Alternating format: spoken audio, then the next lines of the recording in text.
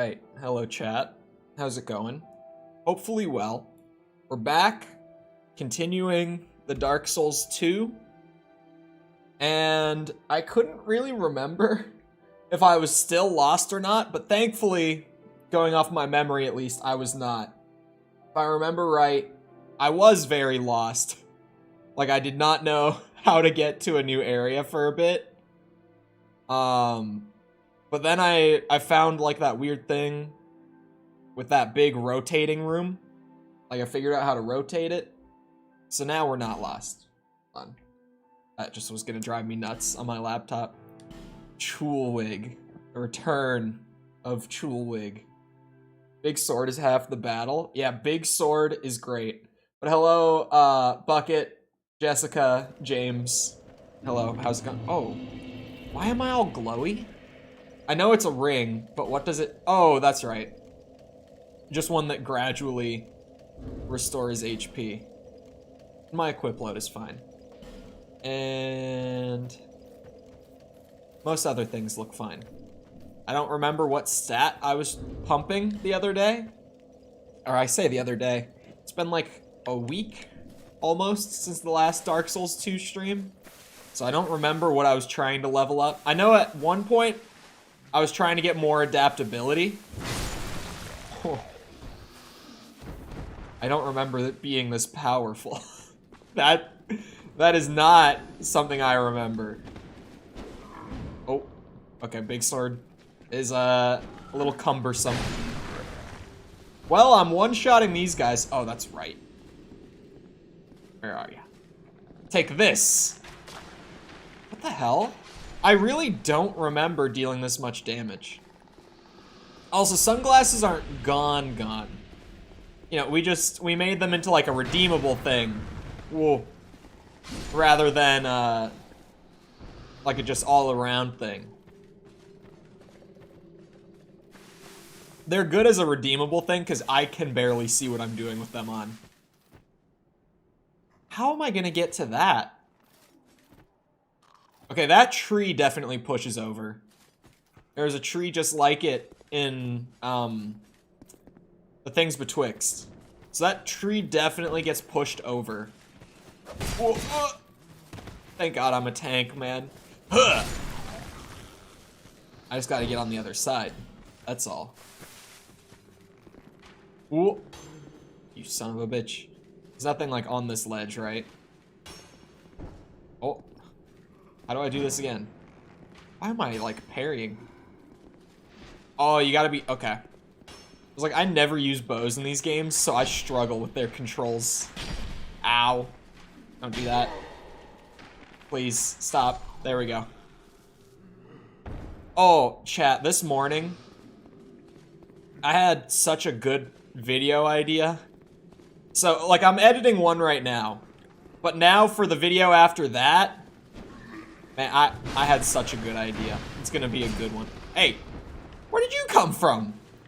Where does extra zombie come from? Oh my god. This sword is just one-shotting literally every enemy here.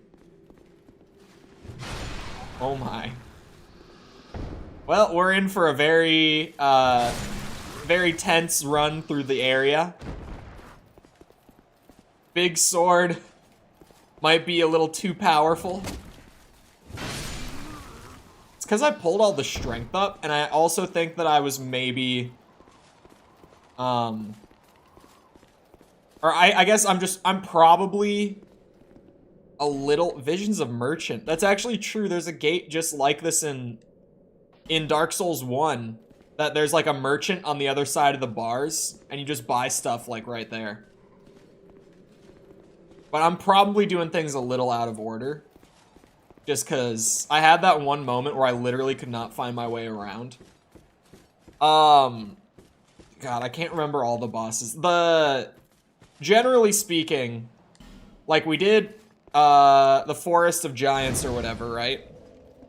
And then I went towards Hade's Tower of Flame. I think that's how they were saying it. I was saying it Hides, but I remember that one of the NPCs said it differently.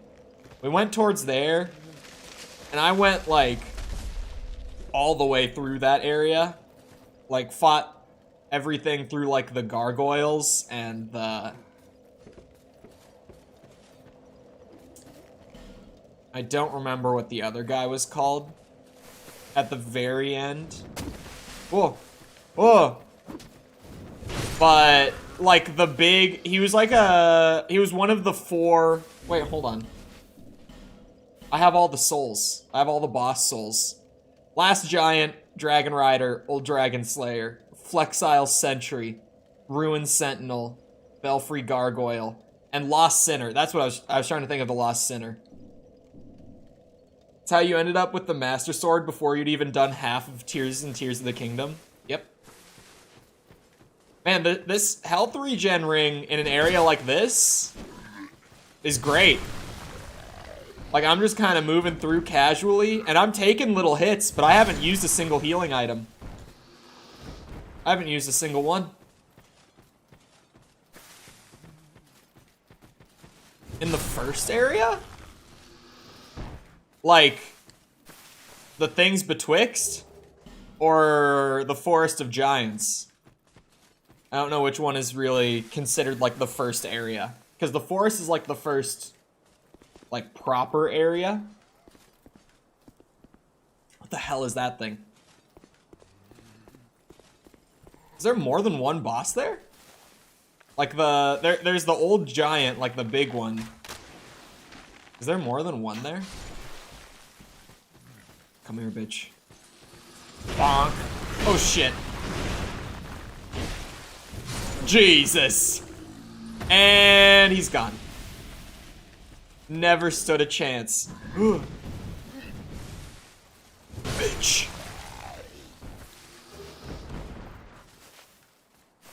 What else we got? At least last I checked. Interesting. Very interesting. As long as you guys are chill, I'm chill. Morningstar. I will not use such a weapon. Where is it at least? I just want to see it. Morningstar. Of course, I could never put down the greatsword.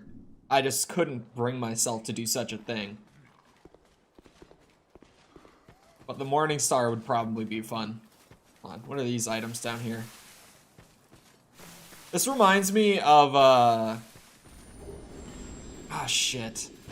Man, I need to play Souls 1 again. Whoa! Not Forlorn! Wait a second, what's that in your hand, Mr. Forlorn? Stop that. Stop that.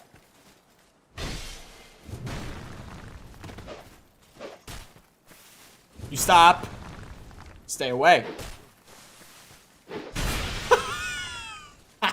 Poise, bitch. What? What is that horse shit?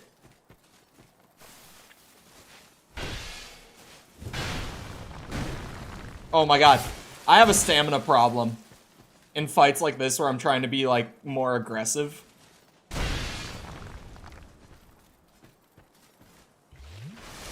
Yeah, that's right. Yeah, that's right. I chugged. I did it. Someone else has a big sword. Stay back, bitch. Oh, he's not dead? What? That's what I thought. This is my forest, Forlorn. My forest. I don't remember what this area is called, actually. You just gave me a shit ton of souls. I appreciate that. Where was this bonfire? Oh, I hear it.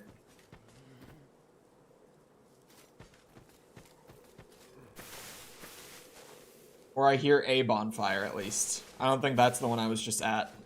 But I hear one up there. Hello?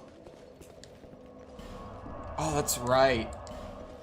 Every single time that I come back to playing again, I forget that I have to travel back to Majula to grab a level. I hate this stuff, man. I don't want to sit through a loading screen just for this. Don't make me do it. This sucks. I I can't really go wrong with more adaptability. Like, I could probably make myself tankier just through, like, health.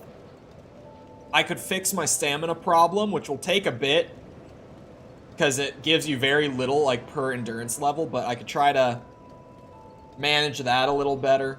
I could just scale the sword damage with strength. That's an option. That's a very real option.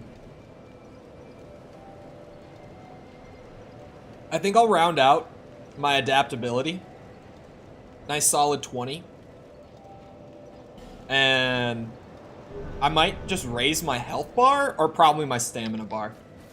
We'll see what I'm feeling like. It's funny because I don't really know what you're just saying about stamina. Yeah, I'm kind of, like, adaptability being low scares me a little bit. Even more than stamina, because it's tied to your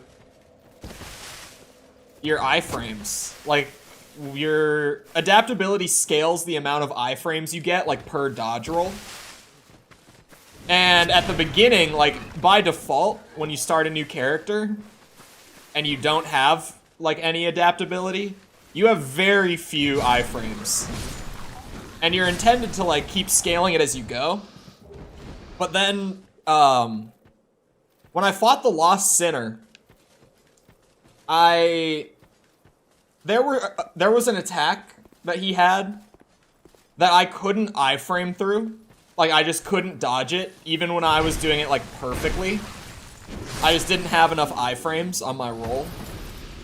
And I was at, like, 10 when that happened, and that's why I pumped it. Because I was like, I don't want to find a boss that actually does a lot of damage to me, or, like, breaks through my poise or whatever, and I can't dodge an attack of theirs. Like, that's gonna be a recipe for disaster. So I'm gonna be ahead of that before it happens. It's another one of those guys. I've seen one of those guys. Can you jump that? Maybe. Hold on. Maybe.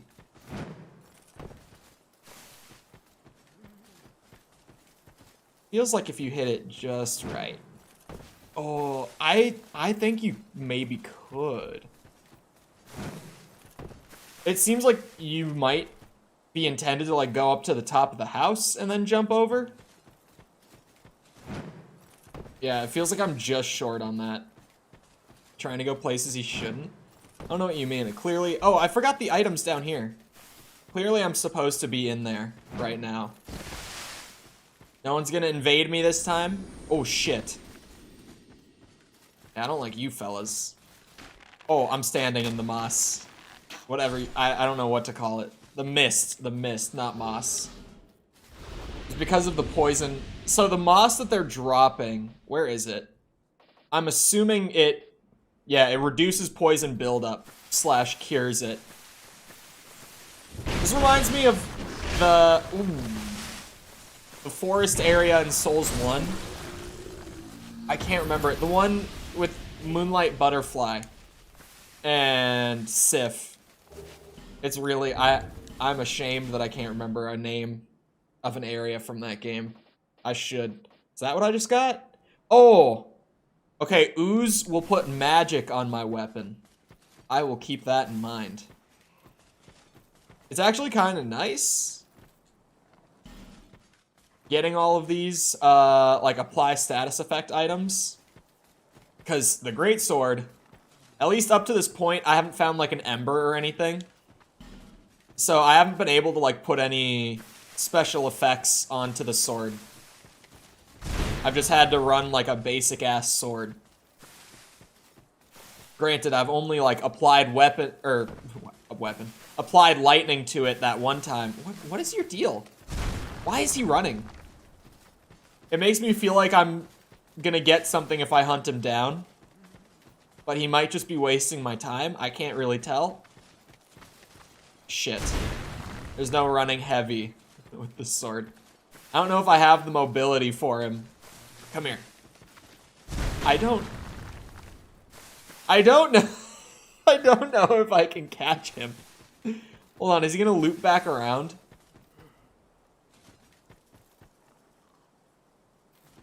Did he just... Oh, okay, okay, that was a ghost. I saw that, like, at the very edge. And I really thought that he gave me the slip. Damn, he doesn't... There you go. What do you have? A life gem. Incredible. Why was he running like that? It made me think that they had, like, given him something really nice. And they were trying to keep him away from me. Wait a second. What's the cave for? Oh, I guess to get the drop on him? Or no, it's to leave. I didn't know that this was here. Hello. Huh. Oh my god. Great sword kills everything, is what I'm learning today. Big sword beats everything. Oh.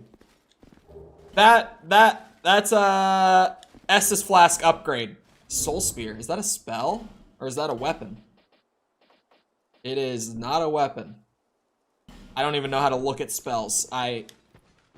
My guy is so stupid that some of the NPCs in this game refuse to speak to him. He does not know how to use magic. It's one of my favorite types of NPCs in these games. Wait, is this not where the fire is? I would have seen you before. This is not me going back to the bonfire, is it? I would remember you. God damn. Can I drop down from here? Yeah, I think that's where I meant to go. I want to get Estus Flask +2, because my health bar is too big. When I have been using Estus, it has only been healing, like, a third of the health bar. I need more. Milady will top me up. Top me off. There we go. Wait. Oh, no, you burn it in this fire. That's right. You can tell that I've only found one of these before. But it specifically had to be the Majula bonfire. I remember that well. Because I thought that that was stupid. It's like, why do I have to go to that bonfire? I also had a couple of souls. I doubt that I'll be able to buy anything with these. Do I have large titanite? Wouldn't that be in here? Doesn't look like there's a section for upgrade materials. Am I stupid?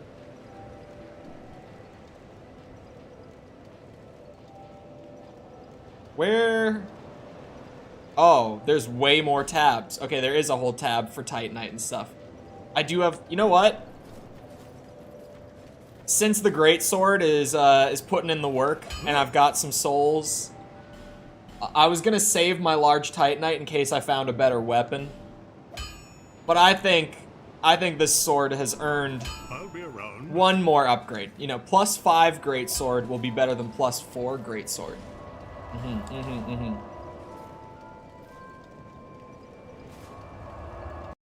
I'm feeling more attached to the greatsword all of a sudden. Like I was kinda holding off in case I found another like giant strength weapon that I wanted to use, but this might just be my sword. This might be my best friend. I don't know what the number damage I was dealing before is, or was.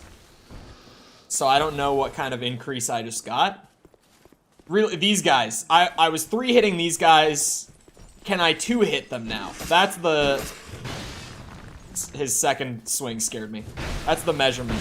No, but I'm a lot closer to 2-hitting them. So it's noticeably more damage, at least, using them as like the benchmark. That sound caught me, ooh, very off guard. Oh wait, I still can't one-hand it. I have to make sure, there we go.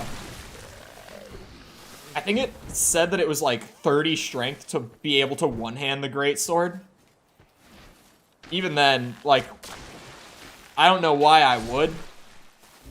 How much was it? Now I'm curious. It was 28, almost 30. I would need 28 strength to be able to one-hand the... I guess I kind of want to see him one-hand it, just because it'll look so ridiculous. Maybe I could put 2 greatswords in my hands someday. If there's another one, at least. If I ever find another one and I have the strength to two-hand, or not to two-hand, to dual wield, you better believe I'm gonna try it. Come here, you bitch. Don't think you can run from me. Had you that time. I was prepared. He does always drop a life gem, it looks like. So, fair enough. This guy in here just gave good souls. I might as well. I might as well run the loop. Oh, he doesn't respawn. Shit, never mind. I have no reason to run the loop. Was the guy up here the guy that I just fought when I was trying to go back to the bonfire? The scary fella? Or, hold on. There's stuff in the houses. There's a lot here that I haven't really looked at. I'm getting a little ahead of myself with just like, where is enemy? I want to kill enemy. I gotta slow down and explore again. Oh. Oh, the bridge is being lowered. Badass. What? Hold on. Slow down. You guys are slowly dealing a lot of damage. I have a giant health bar and very heavy armor. The fact that you dealt that much is a little spooky. I don't know if I want to go over the bridge. Where was that guy that I just found? Trying to go back for... Oh, it was... Wait, no. Oh, yeah, there's two of those bridges. Okay. Hold on. Because this guy... Yeah, so that's the one that I actually came in on. This is the one that I got confused and tried to run up last time. Where was he? Oh, yeah, he's kind of hidden. Wait. Is that, like, an enchanted weapon? It looks like it might have, like, dark magic. Oh, speaking of dark magic, despite some turbo version trying to DDoS Diablo 4, like all last night and this morning, I was able to play. I was able to get on servers just fine. Don't know why, but I was. I started playing Necromancer. I've been saying it. Everyone knows that I've been considering giving up on the werebear life and trying out some skeleton army life instead, and I started that. And it's fun. Notched whip? I found a basic whip, but a notched whip? Oh, it inflicts bleed? Maybe someday, Dark Souls 2. Maybe someday. If I wasn't already so heavily invested into playing a strength build, because a whip is a dexterity weapon. It's not a strength weapon, unfortunately. If I wasn't so invested in my playstyle, there's a lot of these guys. Ow. Then I would strongly... Whoa, there's a lot of these guys! Oh! Who made this? Who made this? Who thought this was a good idea? Who balanced this? Who's the level designer? Who put 4 of them together? Whip sounds amazing. Yeah, I'm tempted, but I would have to give up big sword. I got one of them. Also, hello, Falls. Goddamn. Oh, stay back. Stay back. Ow. Jesus. This is ridiculous. Get a whip. I have 2 of them. Jesus. Christmas. Leave me alone. Huh. Oh. God damn it. Like last night, I thought of something that I needed to message False about, and then I forgot. And then I was sitting there trying to remember last night, and I couldn't. Now I remember, and she's here. False, make sure that you install Halo 2. The outro? No, not the outro. I knew that there was more than that that I had to message you about. Make sure you install Halo 2 before Saturday. Because we have probably, I would guess, an hour or so of Halo 1 left. Where we left it. And your streaming schedule is technically out of date. on your Discord server. Because, like, you know, the Wednesday streams right now are unscheduled streams, but they've been so consistent for so many weeks in a row that, I mean, I would probably just throw it in the schedule at this point. Wednesday are unscheduled. Yeah, but they're so consistent and at the same time every single time. I don't want because then it's a commitment. It's just, you know, it's been like 6 weeks maybe in a row at the same time every week.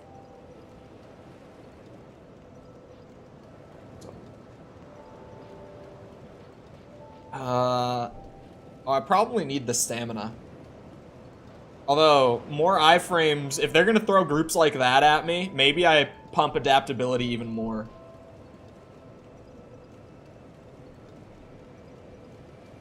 If I canceled, it isn't expected. That's fair. Man, the view count is wilding today. Wilding? I said it with a G. That just sounds wrong. I don't know if I've ever said it that way before. But that sounded so wrong. That did not sound right. Wilding. You can't say it with a G at the end, can you? I mean, really, you shouldn't even say it with the D in the middle either. But that's whatever. It's not as big of a crime as saying it with a G. That was wrong. That did not feel right. Probably didn't sound right. Did not feel right at all. What did I just... I leveled something. Oh, my health. I was like, I was so distracted that I kind of like autopilot kicked in there. Health is fine. Just like health, I was gonna say maybe more iframes are needed if they're throwing groups like that at me now. But health will also be useful if they decide to keep throwing groups like that at me. Like if that becomes a consistent thing, then the health won't hurt me either. I like the atmosphere of this area. It's really quiet, which I don't like in a streaming sense, but it's like, it's eerie. Is the big boy.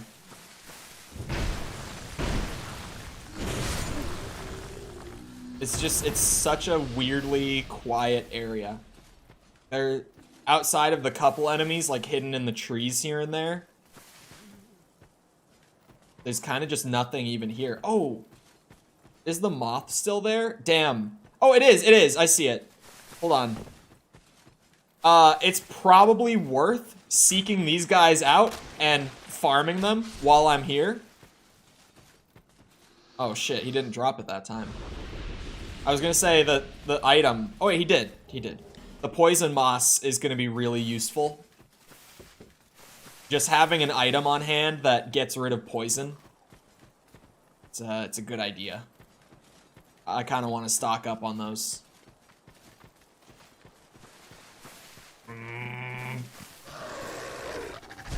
Oh, it's a dog. Okay. I almost just, oh god. I'm getting Diablo brain rot.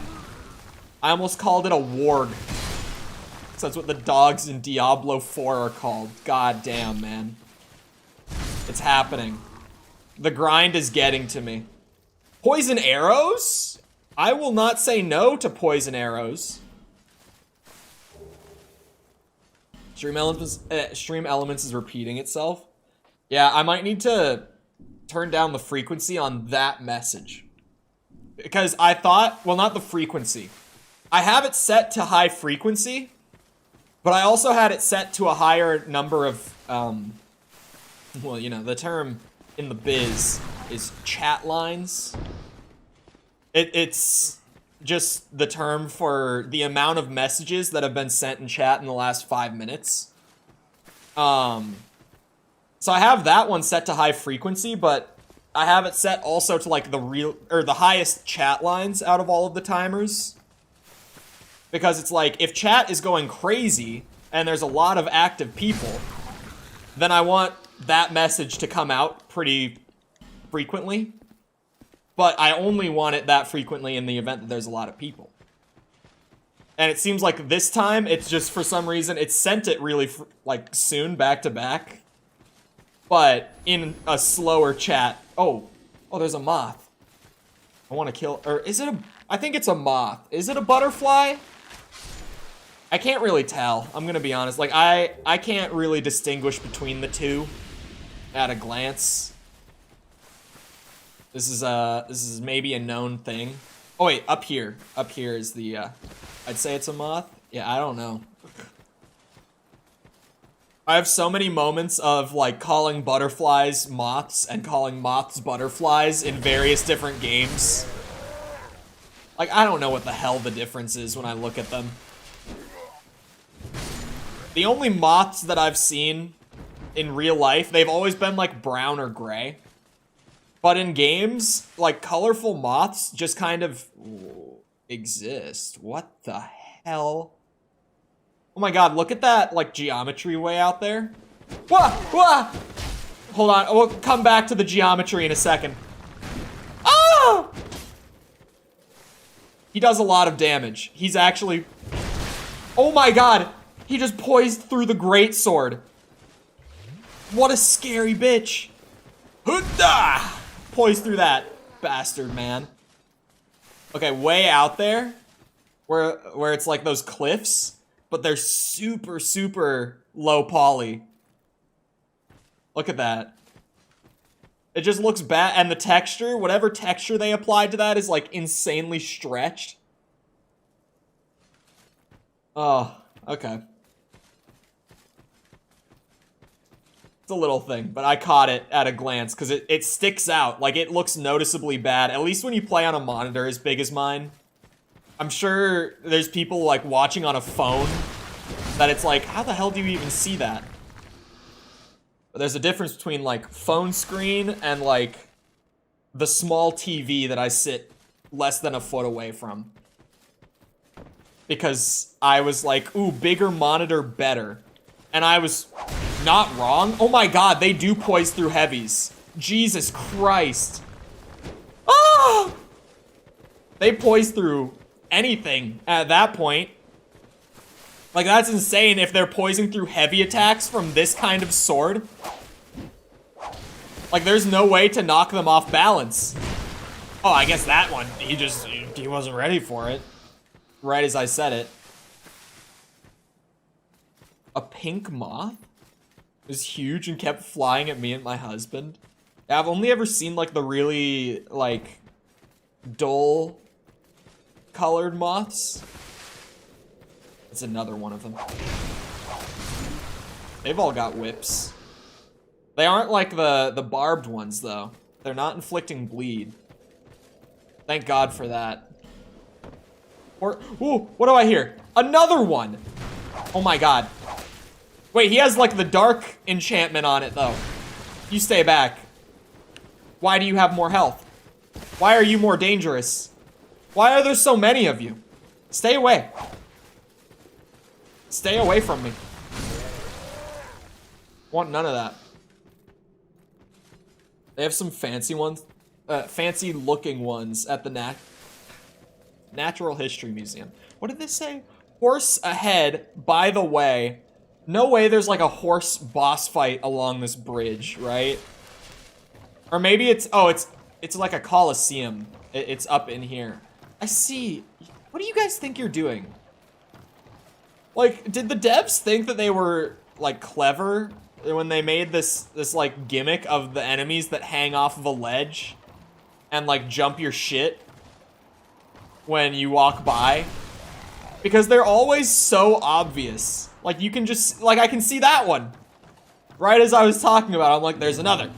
Undead Purgatory. Ooh. Oh. That's an AI phantom, at least. But he has a great shield. Oh, he's one-handing a greatsword, man. That's spooky shit. Oh, maybe I should one-hand the greatsword. If I get a shield like his. Oh.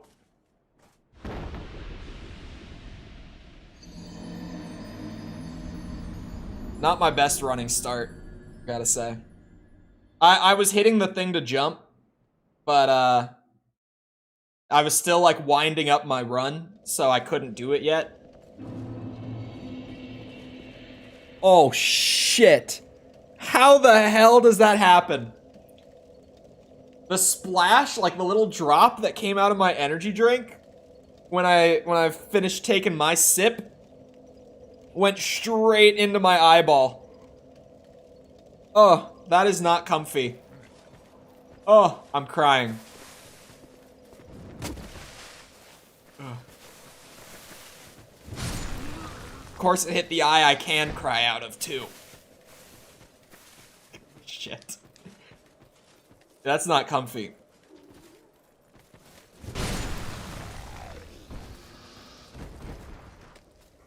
Hello.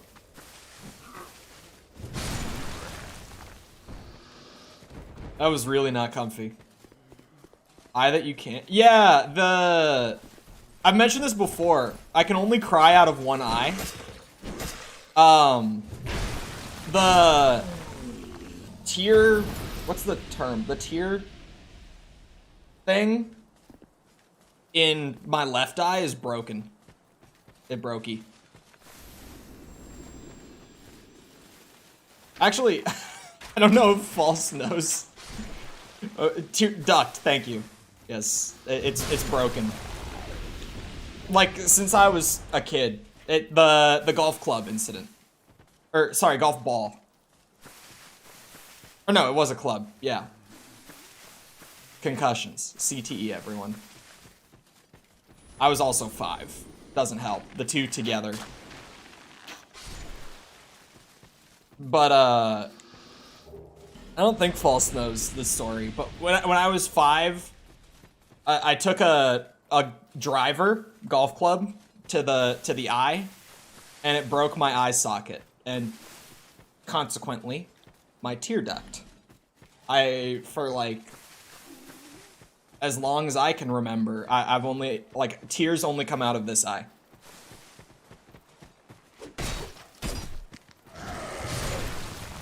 Did I just kill the dog?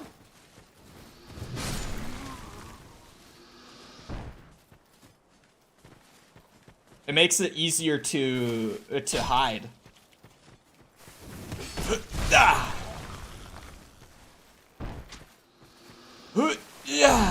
Does your eye dry out because of it? Probably. My eyes dry out a lot, but that's also like they strain super easily, so I don't know how much of it is that and how much of it is not. But that's probably part of it. It's wonky. Now's the funny part when I tell you that the eye that I have perfect vision in is the one that I broke. The other eye is the one with poor vision. Not that one. I don't know how the hell that works, that like everything about that eye is wonky. I've got this, it's faded out, like from, because it's like a 16-year-old scar now, but I got this big scar under it. Tear duct don't work right. I broke the socket, the orbital socket. But that's the eye that has perfect vision, and the other one has poor vision.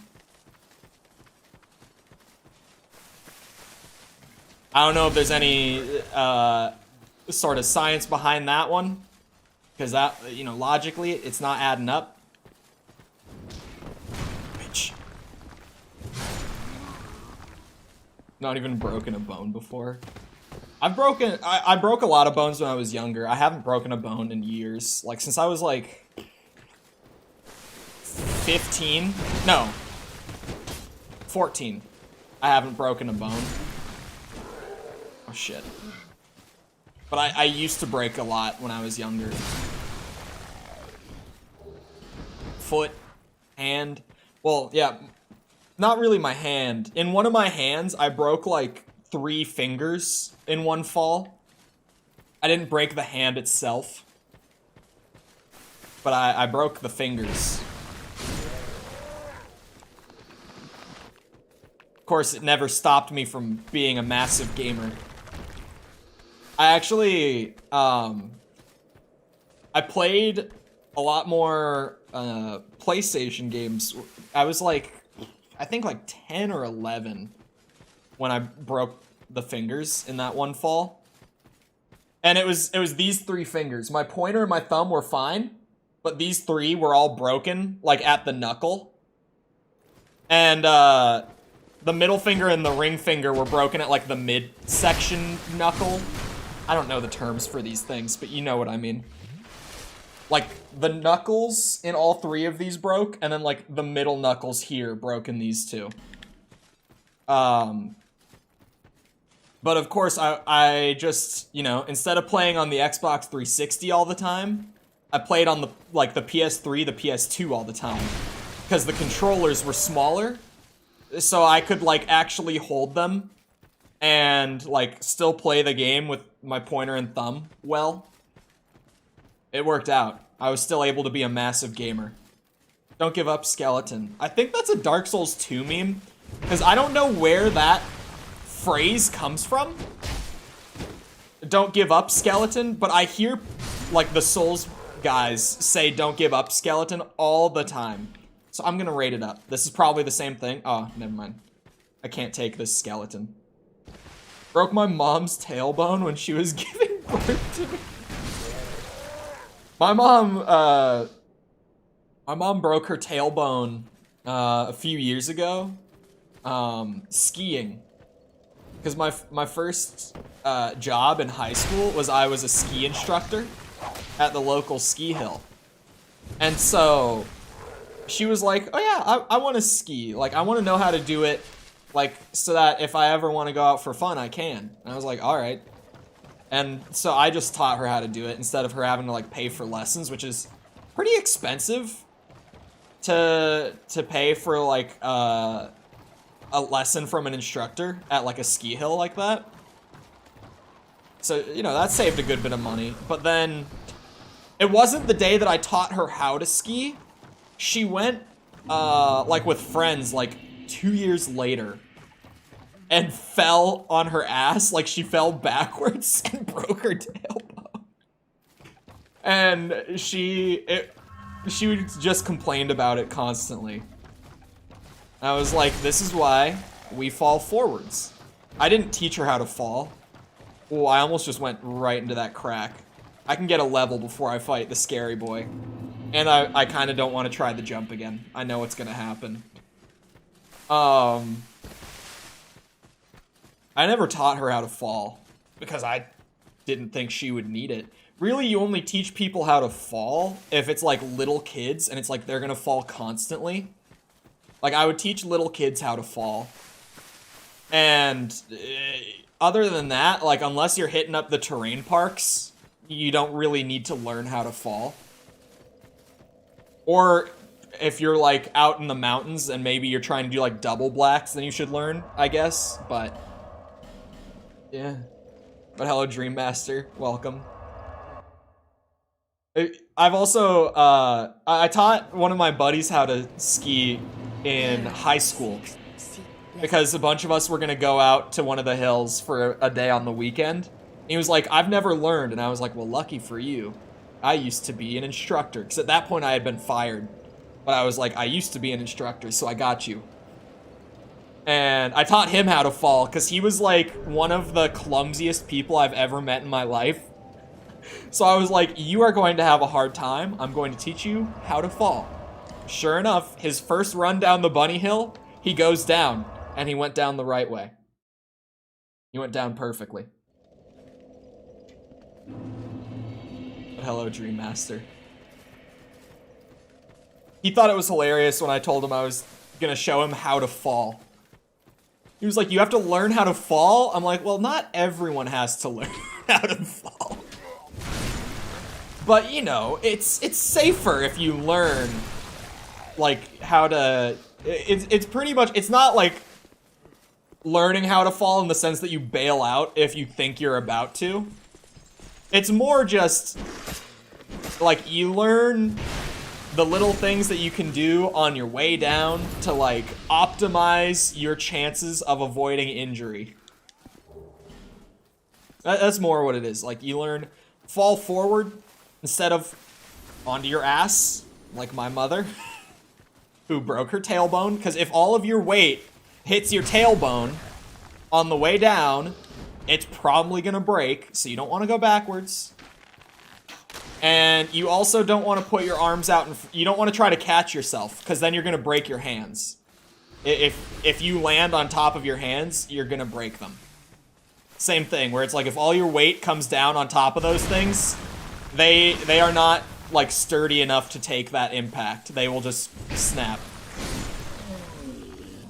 But like your ribs, if you hit like chest first, it's all the weight goes across all your ribs, and those bitches are heavy.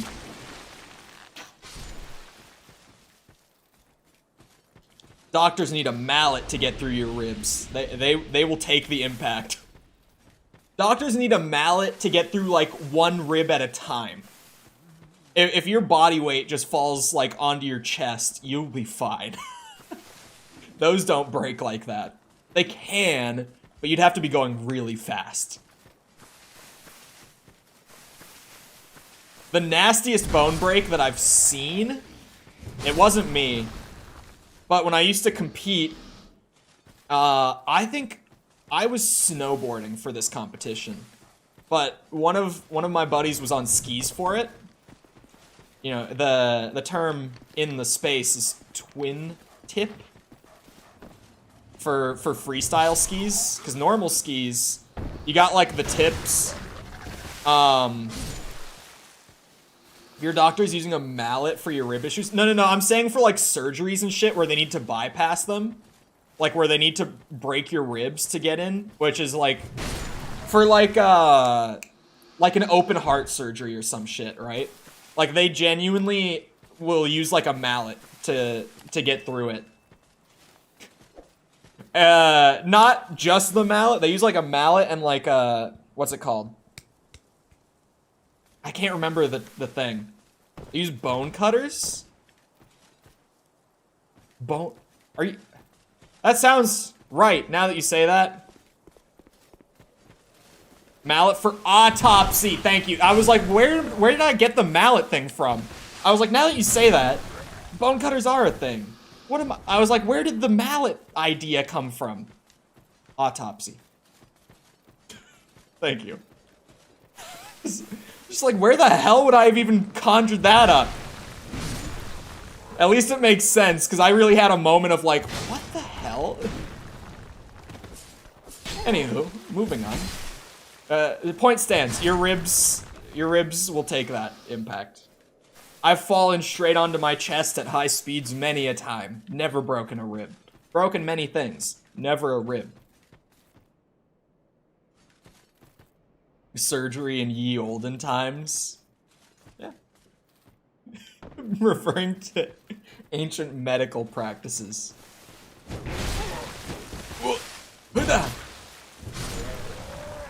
I like these guys. Now that I've figured out how to bait one at a time and just farm them up, I'm chill with these fellas. We're homies. God, what was I talking about a second ago before that? Tailbone, how to fall. Ribs are sturdy. God, well, I was going somewhere with that. I don't remember where. I lost it. But at least I cleared up the mallet thing. Ooh. Stay back. I forgot once you said mallet. Shit, where was I going with all that? I lost it. Oh, my buddy's really bad. Okay, yeah, bone break. He was on twin tips. It's called twin tips because normal skis have like the tips that angle up at the front, and on the back they're flat. But for freestyle, say you do like a 180 or like a 540, like a half spin, and you land at the back.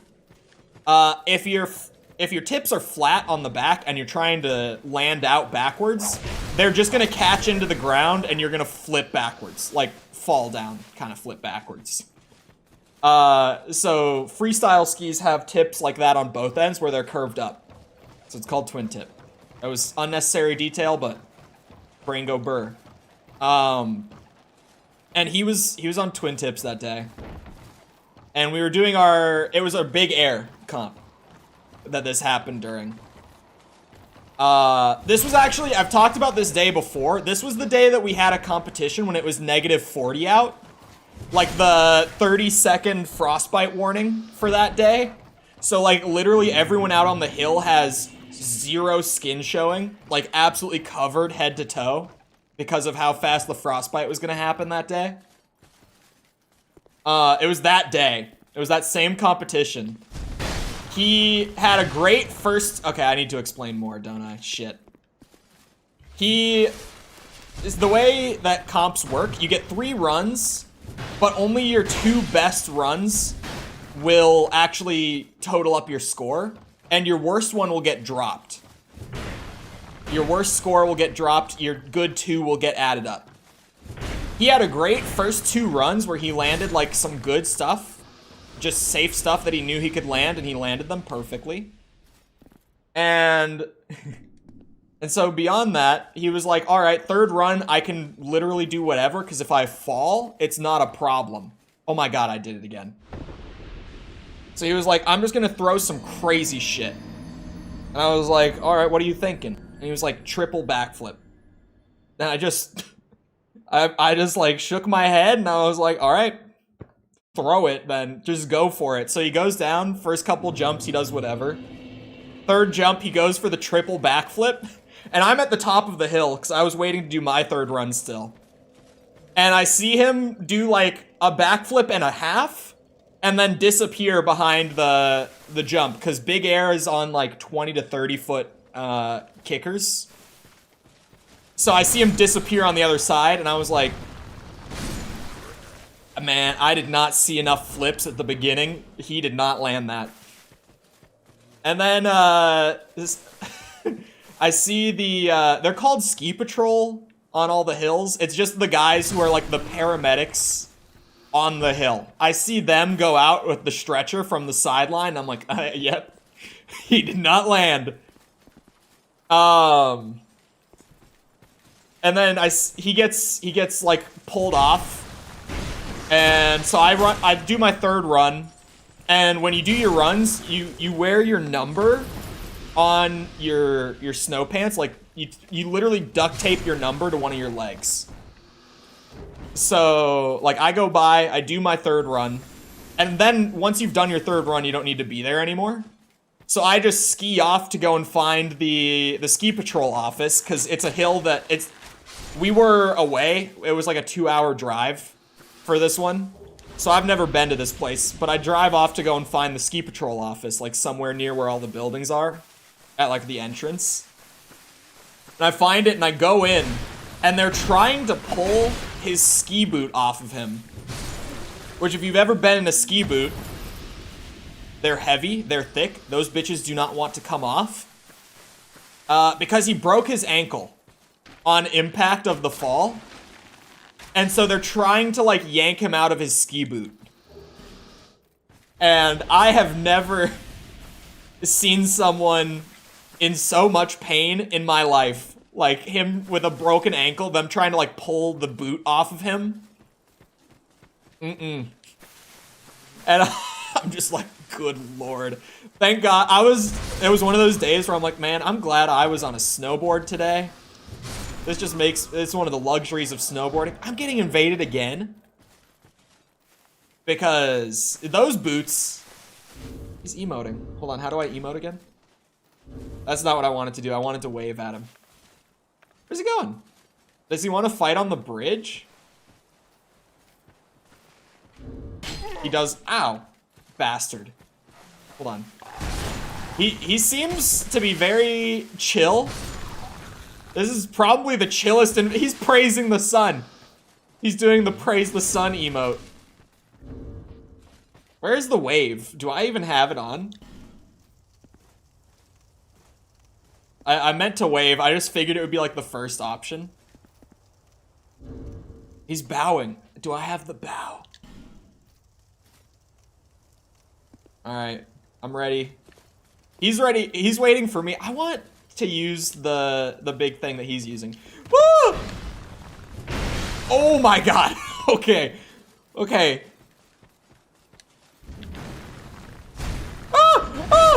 He spins! He spins. I don't want to cheese him. I don't want to flask with this guy. Because he's been very chill. He's been a great sport about this. Oh man. It's just two heavy boys. Got whirlwind. I still... Since it's a Diablo reference. I can't believe that, like, for so long, everyone was just like, yep, Whirlwind Barbarian is so broken, there's a reason they've nerfed it, like, 4 times in the last 2 weeks. And then out of nowhere, everyone's like, wait, hold on a second. There's a better build than Whirlwind Barb. Because all of a sudden, someone found this stupid shit on Necromancer that just puts out the most ridiculous damage. I liked that guy. I beat him without the cheese. Good duel. This guy fights with honor. No, actually, like, every invader that I've had, like, just beelines it straight to me. Tries to kill me while I'm, like, overwhelmed with other enemies in the mix. That guy just, like, went off to the bridge and chilled and, like, waited. He let me heal up before we started. That guy deserved the sportsmanship of no flasks. Every other invader who's been a bitch, like whether they're doing that shit with the enemies or like they're using a pure mage build and just invading people to screw them over, like those guys I have flasked, like I've healed up while fighting them, but that guy I pulled out the sweat and I didn't cheese him. Asmongold loves his Whirlwind Barb. I think that's why it was so popular. It's not even that. Like, Asmongold obviously is probably the largest voice for, like, Diablo 4 content right now. But also, it was broken, like, from the start. Like, from the very first closed test that they did, like, a year ago. Immediately, everyone who got to play it was like, the Barbarian is overpowered. And they had to do, like, multiple nerfs between then and, like, the open beta. And then open beta came around, and Barbarian was still overpowered. And then they nerfed it a few more times, like a few notches down before full release. Full release comes out. Barbarian is not fully overpowered anymore, but Whirlwind is still overpowered. Like, that specific build is still just the best in the game. But now, all of a sudden, Bone Spear Necromancer has come out of nowhere. And it's ridiculous. Like, you see clips of people just throwing spears out, and everything dies. And I started using it this morning, and it really was just, like, the instant that I started using Bone Spear. Because I've played enough to have, like, all the renowned skill points and shit, right? So, like, I start a character at level 1, and they have 10 skill points. So, like, at level 1, I just pick up Bone Spear, and I start working with it, and it's, like, at level 1... it's just one-shotting enemies that I hit directly with it. And I'm like, oh, it's that broken, like, off the rip? And it's balanced out now. Now that I'm at, like, level 20 on it. And it's balanced out more now that the enemies have scaled up. But it's still, like, really good. And as someone who started by playing Werebear for the first couple weeks... I played the build that was just actual dog shit until like level 50 for the first 2 weeks of the game. So this feels great to me. Bone Spear Necromancer is feeling fantastic. I don't even think I'm doing it right. Because most of them that I've seen are not using minions. And so far, I've kept like the melee skeletons. Just because like the first legendary that dropped for me was one that increased my summon capacity by 2. So it brings me from 4 to 6 melee skeletons. So I was like, alright, well, I'll turn them back on. I'll keep them. And I sacrificed the mages, but they're still working. Won't be in chat much, but I'm listening. That's fine. Oh yeah, I killed this guy, so he's just gone. Try safety zone. I wish there was a bonfire here, because there's clearly, from the note earlier being like, ah yes, horse. Like, there's a boss on the other side of that. Oh, this jump. Okay, I tried to, like, turn the corner with my running start and do it. And, I hit an invisible wall on the turn. God damn this jump.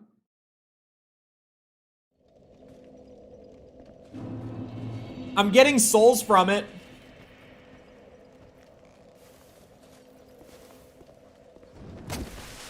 I can click anywhere on the message. What?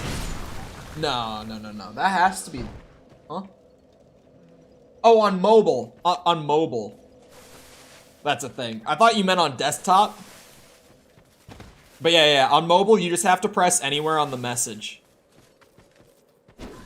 Ooh. Diablo 4 is a dangerous game. Because, like, I have a video that I'm editing right now. And I'm still just, like, you know, I'll edit, like, a little bit of the video. And then I'll be like, you know, I can get some progress on Diablo real quick. I can grind some shit out. You know, I'm making Diablo videos, right? I can grind some Diablo out for the time being. I got some good work done. What's gonna hurt if I take 30 minutes to make a little progress on Diablo? You know, run a couple dungeons real quick.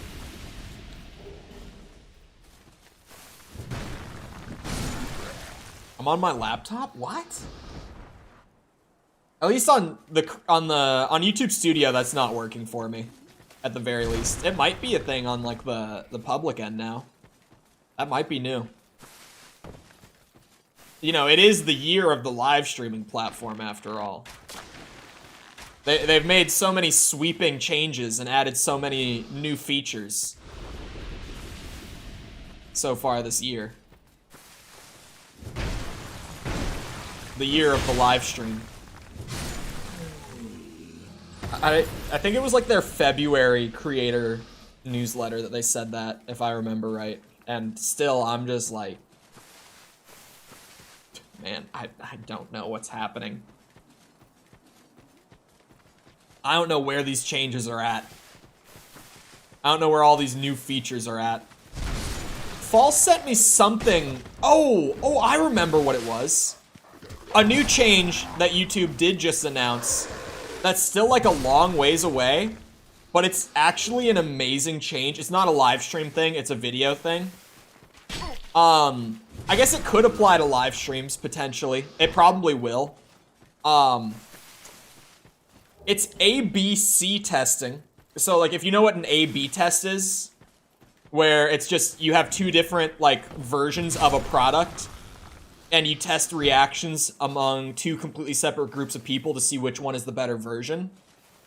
This is an A/B/C test, so up to 3 options, where it works with thumbnails. So, like, whenever you upload a video, once this is out, you'll be able to upload it with 3 different thumbnails, and as YouTube gives impressions of your video, it will show different people different thumbnails for it, and it will gather, I think it was like the click-through rate, like how many people click on the thumbnail to begin with, and how long those people watch the video for on average, like the watch time of it. And it will like compare the 3 in your dashboard, and then automatically after like 24 hours or something of that video being out in the wild, it will automatically take the one with the best metadata, like the best analytics off that thumbnail, and it will just automatically like globally apply that, and that will be the final thumbnail for the video. And I'm like, that's an amazing feature. Like, what? That's crazy good. I can't wait for this. Because now, like, I always have to make a couple different versions of a thumbnail and then, like, look at them all side by side and be like, which one is the best one? But now, I can just make, like, 3 versions for every video, and, like, boom. YouTube will find which one is the best one for me. Off of, like, average view data and shit. It's a crazy good change.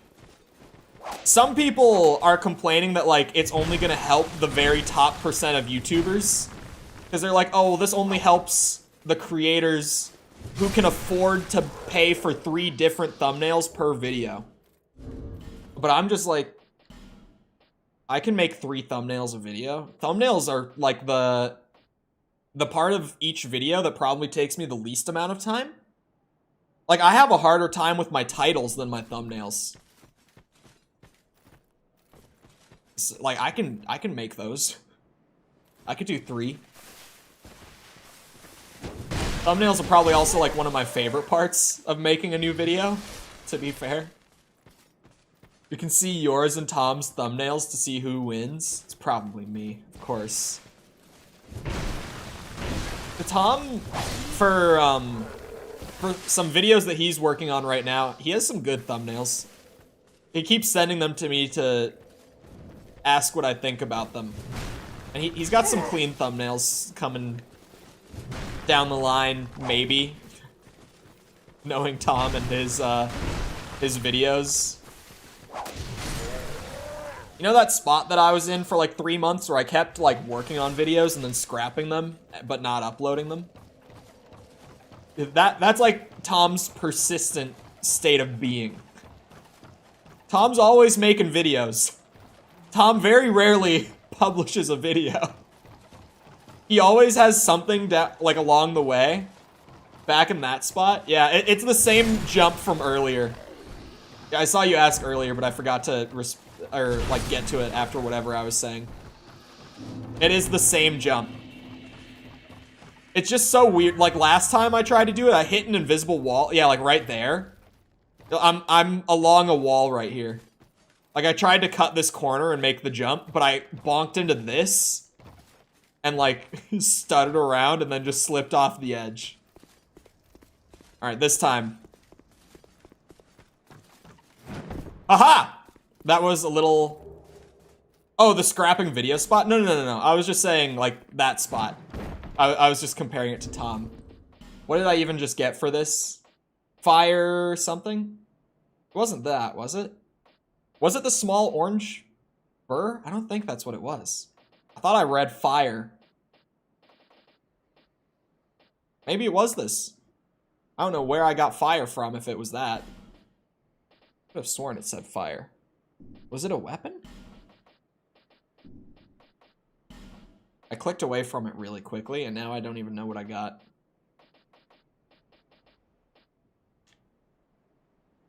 How much is it to wield the dragon tooth again? If, you know, say maybe I wanted to use the dragon tooth. 50! Jesus Christ.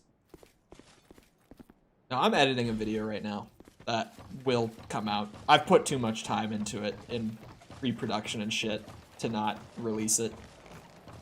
I also, the other day, when I recorded the voiceover for it, I had to record that voiceover 3 times, the entire script 3 times. And when I record, I do 3 takes through everything. I read that script out 9 times, you know, all up. The first time was painful. I genuinely, the entire first recording, I sat here, did my 3 takes of everything. And, I put the mic down, like stopped recording, went in to like chop it up in the editing software. And my mic was off for the entire time I was recording the script. I had like this 30-minute recording of a black screen and silence. After all that. It was, that was one of those moments where I'm like, man, I could not have done anything like more demotivating for this video than that. Recording the script 3 times through, and I had the mic off the whole time. I've also just never done that. Like, that was a completely new mistake for me to make. I've never done that before. Time to get the kids to sleep. We'll see how that goes. 29 on the vigor. I don't know what the, like, the amount that people normally bring it up to for Dark Souls 2 is. In the older games that aren't like Elden Ring, normally the level that stats get brought up to is a lot lower by comparison. Like, I've streamed Elden Ring on, like, what, 4 different characters at this point on stream, and we're going to be playing it again at some point because that convergence mod is insane and I need to play it. Also, convergence mod makes it like a whole, like, it might as well be like an Elden Ring 1.5. Like, there's just so many new, like, custom enemies, custom bosses, custom weapons, armor sets, like, all this shit thrown in. An area, even.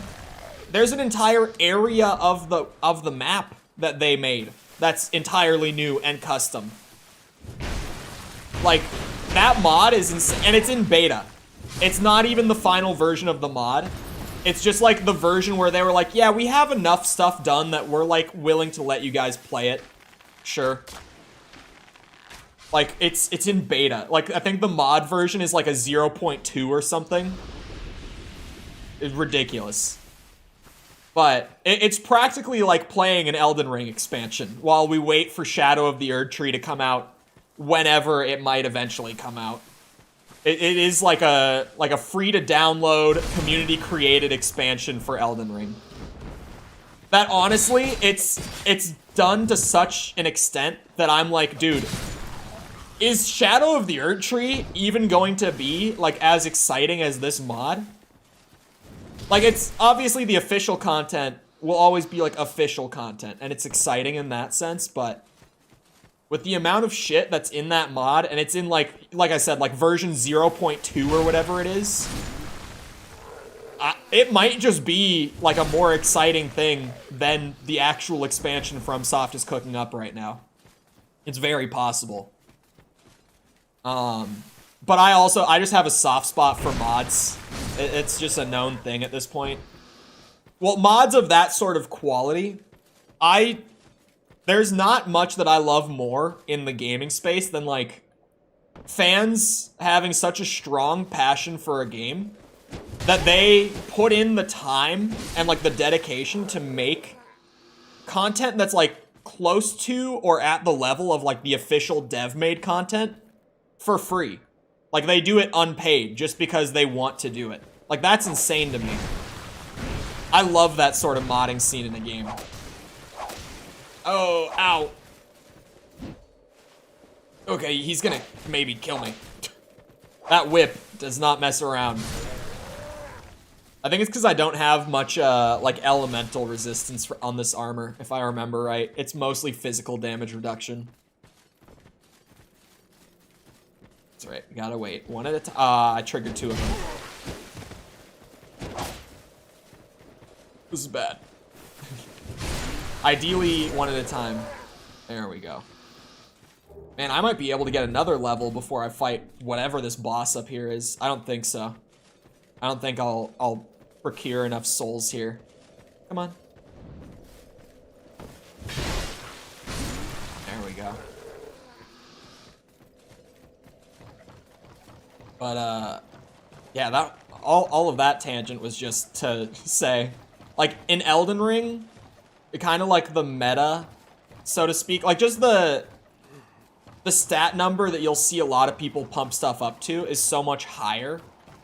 Because, like, for Vigor, for the health stat, words, in Elden Ring, like, you'll see a lot of people bring it up to, like, 60 before they stop leveling it. For, like, dex or strength, you'll see people bring that stuff all the way up to, like, 80. But in the older games, that kind of number for most stats is, like, insanely overkill. Normally, like, the hard cutoff in, like, Souls 1, so to speak, is more like 40 rather than, like, 80. So, it's just because the games are a much smaller scale. Oh my god, it's actually a horse. Oh, good lord. What? It's 2 horses! What did I get myself into? Oh my god, it's not a giant ring. What? How does this work? Alright, this is gonna be a weird boss to feel out. Okay, it doesn't look like I have to hide on the little side crevices, whatever you want to call them. I thought I was gonna have to like hide in there and poke him from there. Oh, maybe I do. The spikes on the wheels. Of course he doesn't damage these guys much. He resurrected them too. And I'm not getting souls from killing them. Okay, new plan. What the hell is all this? Fading soul. Oh. No, he didn't resurrect them. Whatever this witch is, did it? Okay, there are like necromancers in here. Noted. Uh-oh. How do I damage you? I'm gonna try to go around, clear out the skeletons as I can. There's another necromancer. I'm not getting souls. That's the sign. Okay, the screen, like the controller vibrations from the pony going by started really early on that. I didn't think I was gonna sit in that corner for that long. Jesus Christ. I'm actually shocked I'm alive. Where's the new necromancer at? Is that a stair? Oh no, there's bars there.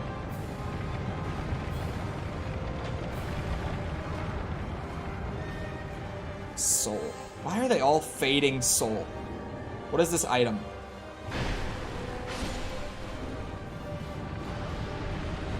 I have 4. It's actually just a tiny soul. Okay. I didn't think it would genuinely be that. Oh. Hold on. We got a gimmick fight on our hands. Ladies and gentlemen, it's a gimmick fight. Whoa! Pony down!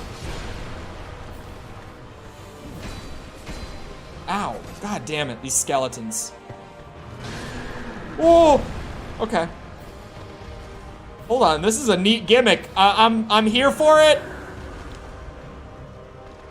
I don't mind a gimmick fight. A lot of Souls fans definitely do. I don't.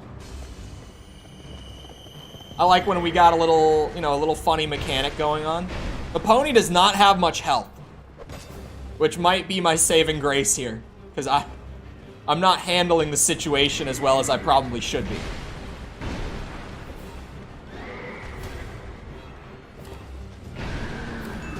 Oh, okay, he killed the skeleton. Is that a fog gate back there? Hold on. What did I just see? What the hell is that?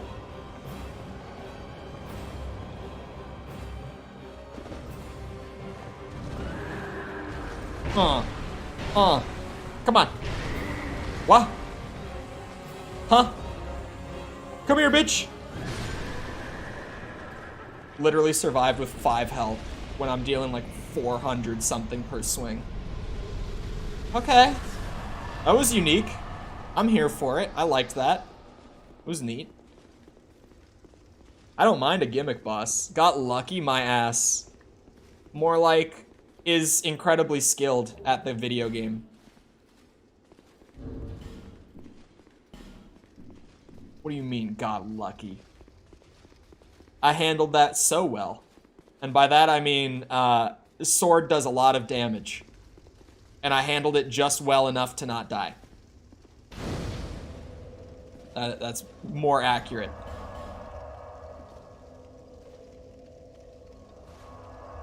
Hello, Tom. This game is actually not bad, man. I'm still just liking Dark Souls 2. Give me more health. All the health, please.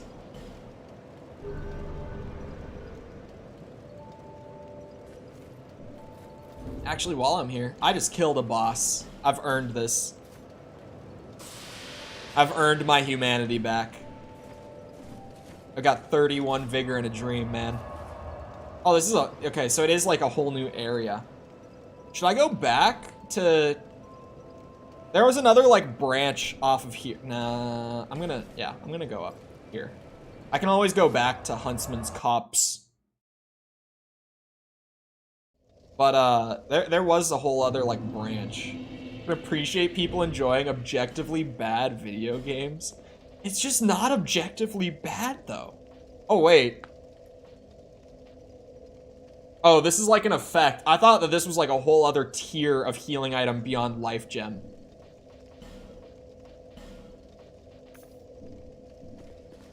Like, the things that people who hate on Dark Souls 2 complain about, after a lot of playing the game, are just not really actual issues, from what I can see so far. Oh, you trot along now. This place won't be any fun. Not for you. Other than the floaty movement. The floaty movement's weird. That's like my one, like, yeah. Oh, you trot along now. This place won't be any fun. Not for you. Is this another intelligence thing? Is it because I'm stupid that he doesn't want to talk to me? What? Oh. Secret ahead. Therefore, control required ahead.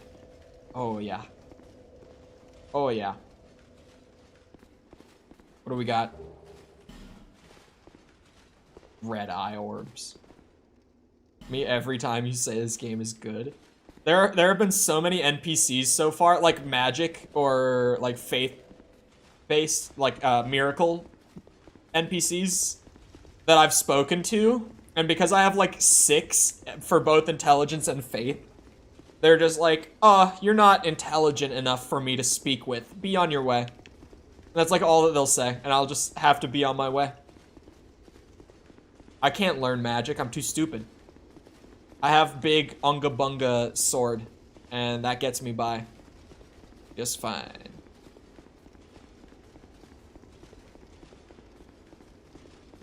Just going back. Oh, wait, this is... Oh, never mind, this is the entrance. I guess the pony was just jumping every time? Why am I going this way? I have fast travel in this game. That's another thing.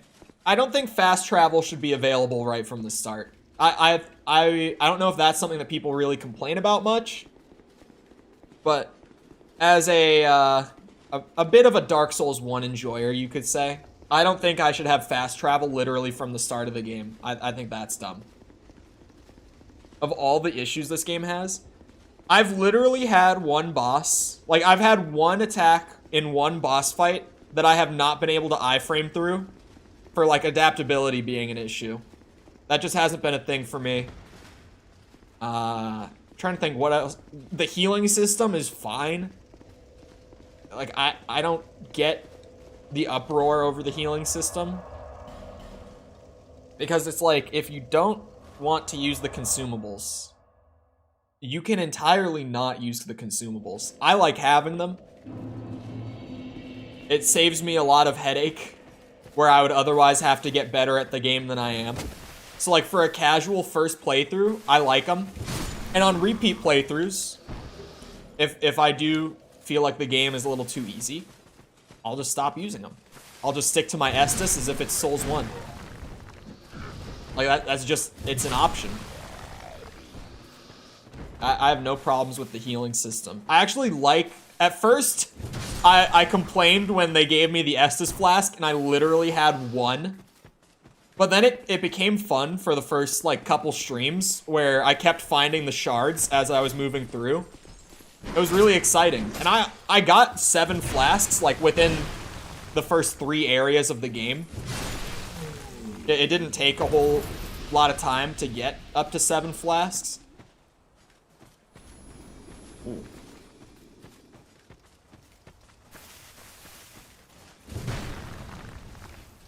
Like a lot of the big complaints that I hear from people about like Dark Souls 2 just haven't really been big problems so far. Hold on. And I've really farmed the shit out of that poison moss. I'm glad I did. That's why I did. Which Elden Ring demigod powers would I have?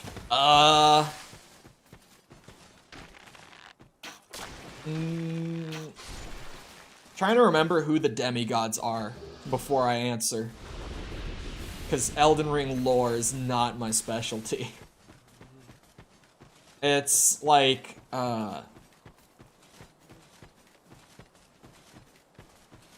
Mikola is one. Melania is one. I think. I'm not even sure about that statement. Oh yeah, if Mikola and Melania are siblings, right? So that it has to be right. Also, hello, Warlock.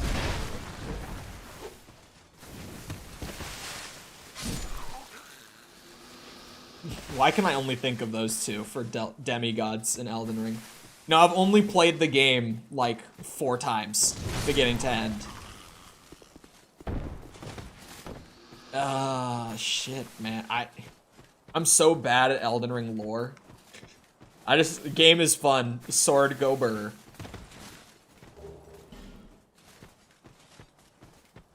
It's funny because, like, Demon Souls, Dark Souls 1, I know that lore to an extent that is, like, turbo virgin status. Especially Demon Souls. I think it has, like, the most slept on lore of the series. Demon Souls lore is actually so good. And no one ever gives it the credit for it, but it's genuinely great. It's not... Dark Souls 1 has my favorite lore, easily. But Demon Souls is probably my second favorite. It's just so damn good. No one talks about it, man. I think also that's probably just because, like, Demon Souls, out of all the Soulsborne games, is the one that, like, the least people have played. Even with the PS5 remake, it's still, like, people just really haven't played Demon Souls. What's that moth doing up there? Big sword go double burr? True. This sword goes burr enough for 2 swords. At least 2 swords, maybe even 3. Oh! Is that an NPC one? I think it is, because it has like a full title. Let's see, how does it behave? I think this is an NPC AI, or, what's it called? NPC Phantom. I don't think this one is a player. It popped up at the perfect time, like right in front of me. Has a proper title. Yeah, it's an NPC. That's the perfect test. If you heal at like a medium distance, do they sprint in?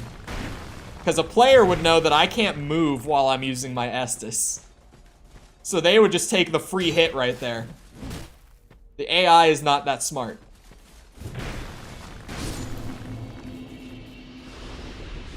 That thumbnail comparison thing is gonna be insane. It's such a good change. What I forgot to say with all that, though, is, apparently they said that, like, we shouldn't even expect the feature to be available to everyone until next year. Like, they said it's gonna take a while for them to finish it out. So we shouldn't expect it, like, any time before the end of the year. I'm assuming this is the bonfire. It's so good. It's so good. Fall sent it to me before I had, like, read the creator newsletter for the month and everything. And I was just like, holy shit. That's a crazy W. It's such a crazy win for YouTube right now. To come out with a feature, like, that good. While there's the whole war about, like, what platform is the least shit, pretty much. Because people talk about it like it's a conversation of what's the best platform to be on as a creator. It really is like, what platform has the least downsides is the real discussion. He has... I thought you were that bastard for a moment. My favorite. You've set me free. Now I can find him. The cheeky prick. he won't know what hit him. Cheeky prick. I am Creighton. Creighton. Mirror. I travel from land to land to hone my blade. I've heard this land was full of danger. I thought it would suit me perfectly. He's an I edgelord. joined forces with a man on the way, but he was no more than a backstabbing knave. Knife. He took the first chance he had to try and off me. Damn. I decided to set a trap for him here. But then I got trapped myself. I can't believe that I was so dense. Thank the stars that you came along. He sounds like Christian Bale in that one movie. You be careful of him. Paint, I think he said. That I can't remember the There's name this of. rather unusual ring. You know it when you see it. I've seen his type before. He kills entirely for the pleasure of it. I'm sure I won't be his last victim. The man's better off dead. I tell ya. He's a slick talker, so don't let him fool ya. Is it Ford v Ferrari? Is that the one I'm thinking of? Or is it, what's the magic one? Paint. The man. The Nolan movie. Oh, fuck. Oh. Was that not, like, reused? I think it was. I was pretty sure it was. Stories won't be available on YouTube tomorrow. I didn't even know YouTube had stories. Stories were a thing that people used until shorts existed. Like, I genuinely have not seen a single person use the YouTube story since shorts came out. I haven't. The Prestige! That's the magic one. I think that's the one I'm thinking of. Where Christian Bale sounds just like that. Ooh. Oh, okay, he just dropped down. Is the bridge that I saw earlier? Oh, that's a necromancer too. Hold on. I think it goes into that cave. I was gonna do this first and then go back to the cave, but it seems like I should flip it around real quick. Whoa! How'd you get here? You weren't here before. Strength build is good. Ow. Oh, come on. Bah! God damn it. Ugh. Of course. Where is he?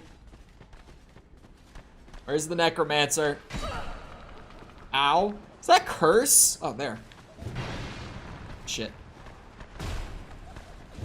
There we go.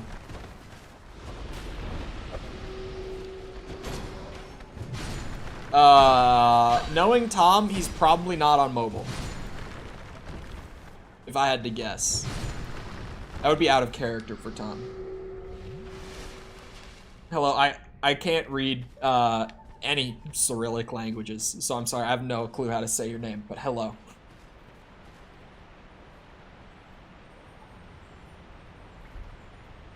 There's a Blizzard in there. Hold on. Is Fortune ahead? Man, I really try every time. Hold on. The pot is giving me curse. What? Oh. Oh, hold up. Hold up.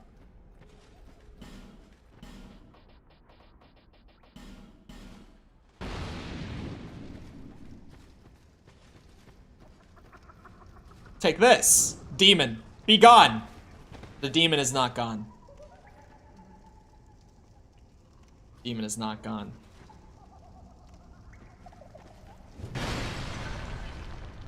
Ah. Okay. Hold on. I think I'm gonna need that torch.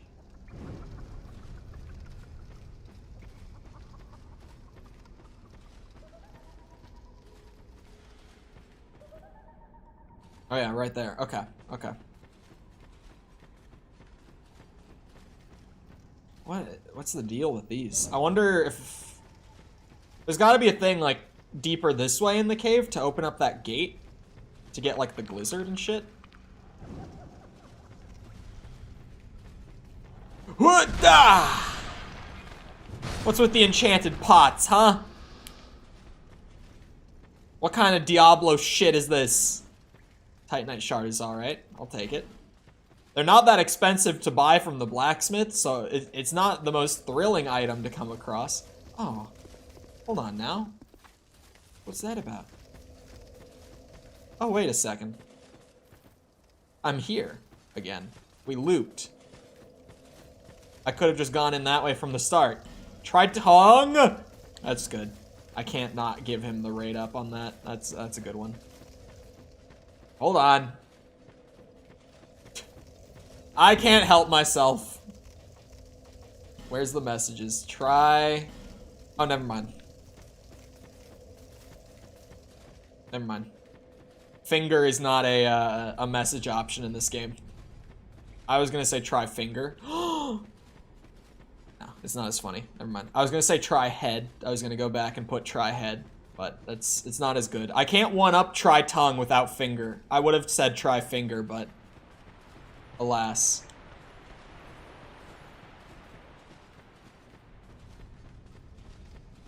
How do I get that gate open? I've not killed the boss here. I killed the chariot boss, like, up the other way. But down this path, I haven't found a boss yet. What's in here? Whoa! A couple of fellas just hanging out.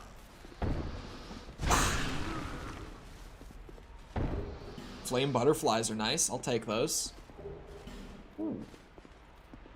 I've only used that one so far, but once I've got more of them, I'll be like less apprehensive about using them. Oh, of course it tracks. Oh my god, leave me alone! Stop! Stop! Don't do that. Oh my god, still casting. Why? Please. Please!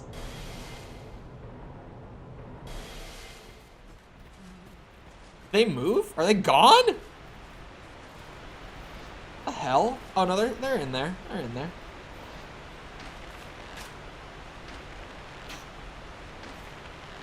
Take this. Foul creature.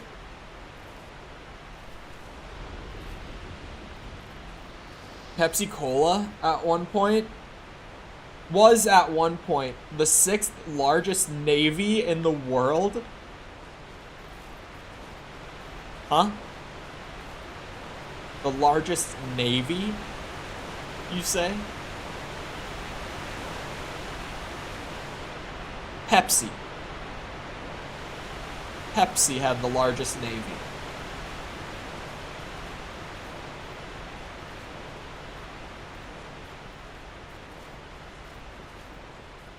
How does that gate open?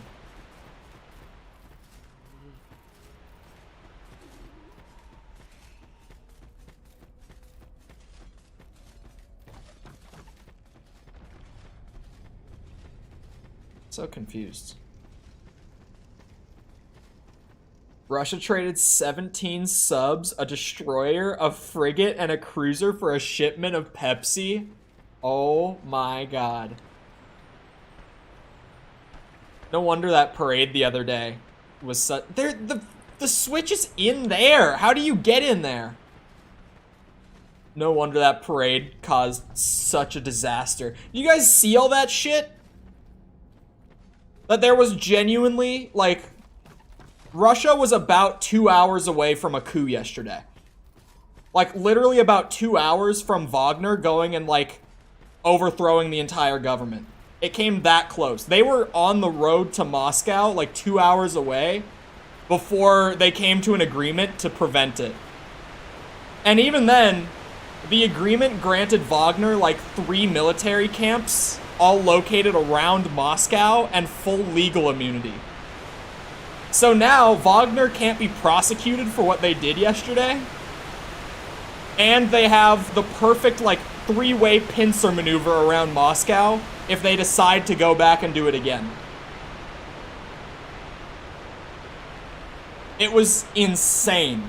I was keeping up with it actively, like before and after stream yesterday, because I couldn't believe that shit. Because, like, realistically, Putin almost got killed yesterday. Like, he was 2 hours from death in that situation.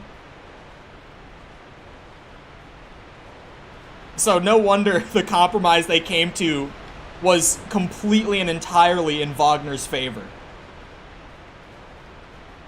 It genuinely was like, we will give you whatever you want if you don't come here and kill me. It was insane. Oh my god, I almost rolled off the edge. Jesus. Lacerating arrows? I'm assuming bleed damage. What are prism stones? Hold on.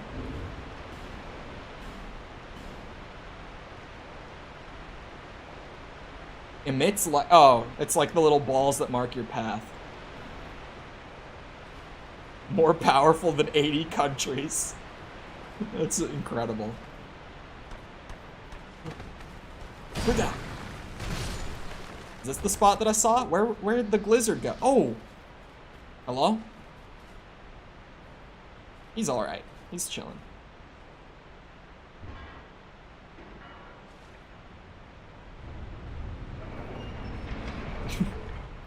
That one is fine, by the way. Yeah, okay.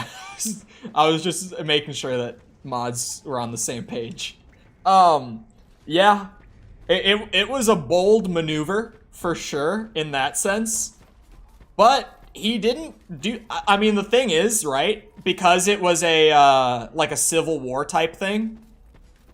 I think the reason that he ultimately didn't pull that kind of, last resort is probably because he would have nuked his own country. Like, it would have been a self-nuking, right? But the Wagner convoy going to Moscow was huge. It was like 400 plus vehicles. You know, like the day after Russia's military did their like big military parade that they do annually, and they only had one tank there. Because, like, all their tanks are destroyed and in Ukraine currently.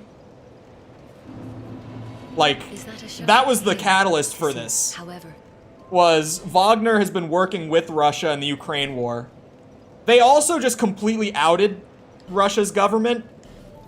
Like, gave all the evidence that the entire Ukraine invasion was started on a lie and was completely unprovoked.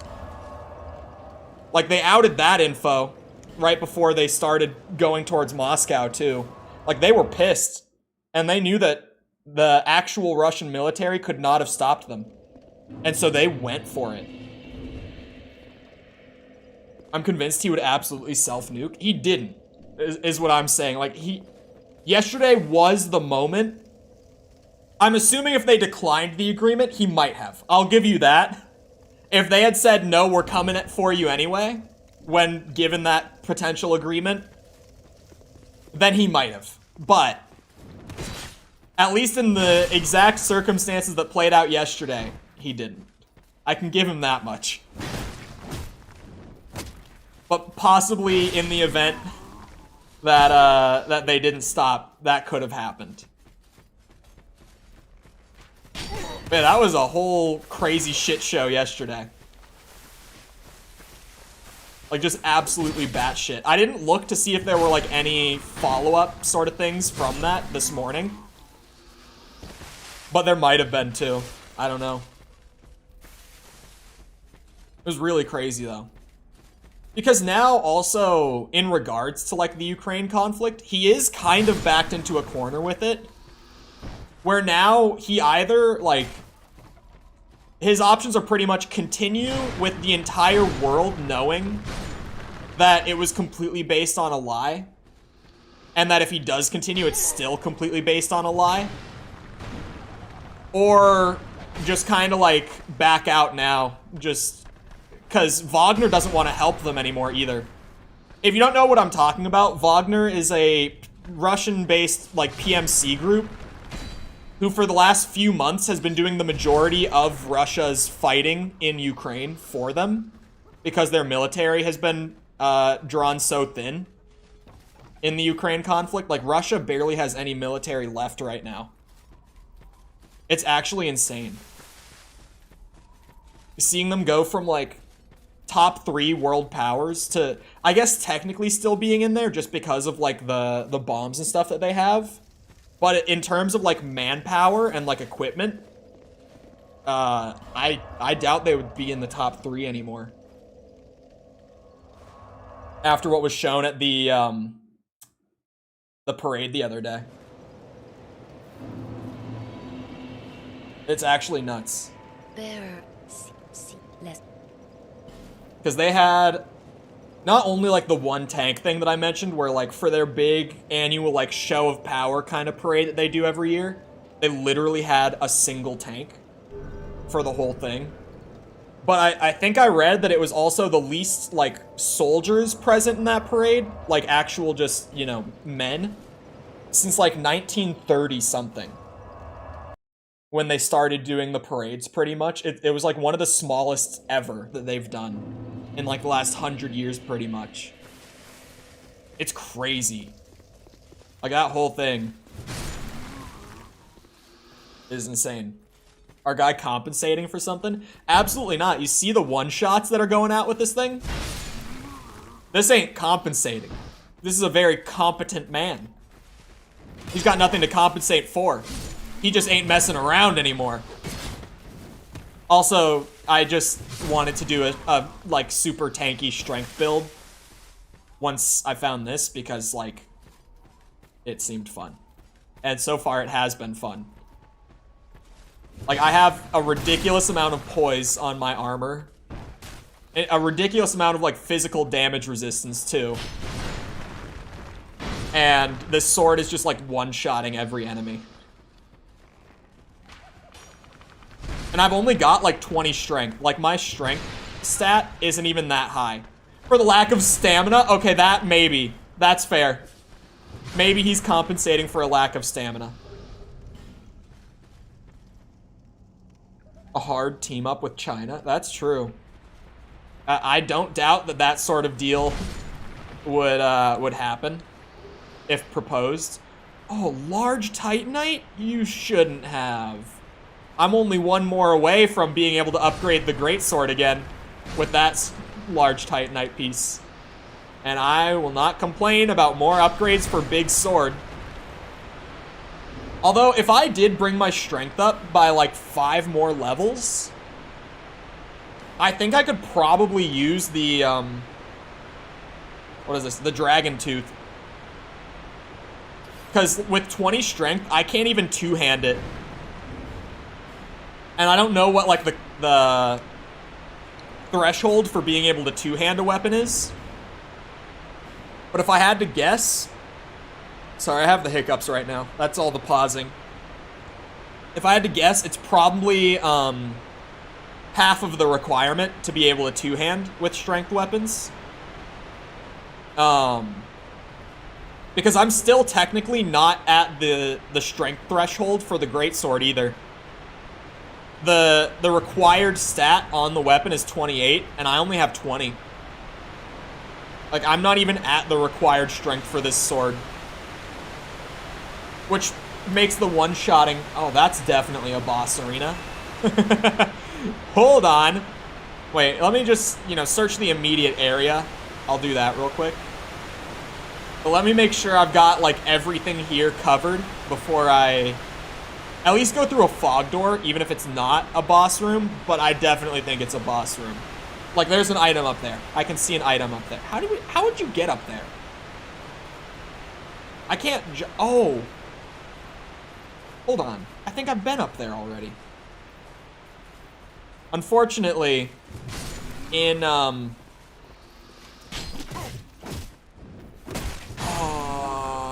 Drang Lake, I think is what this place is called in Dark Souls 2. I wanted to say Lordran really badly. I had to think for a second. I think they were calling this place Drang Lake. I don't think they have such pills widely available, unfortunately. Why take a pill when you can harvest souls? That's also true. That is a fair argument. Yeah, I think I just come up here and I drop down from up here to get to that ledge. But when I came up here before, like, I can't see the ledge from here. It's way down there. Oh. You know, maybe if I had read the helpful message right there. Ah! And we're back. It's still me playing the game, everyone. I don't know what you expected. It's still me on the controller. This was just to be expected. Simply. That drop was never gonna go smoothly. I had a bad feeling.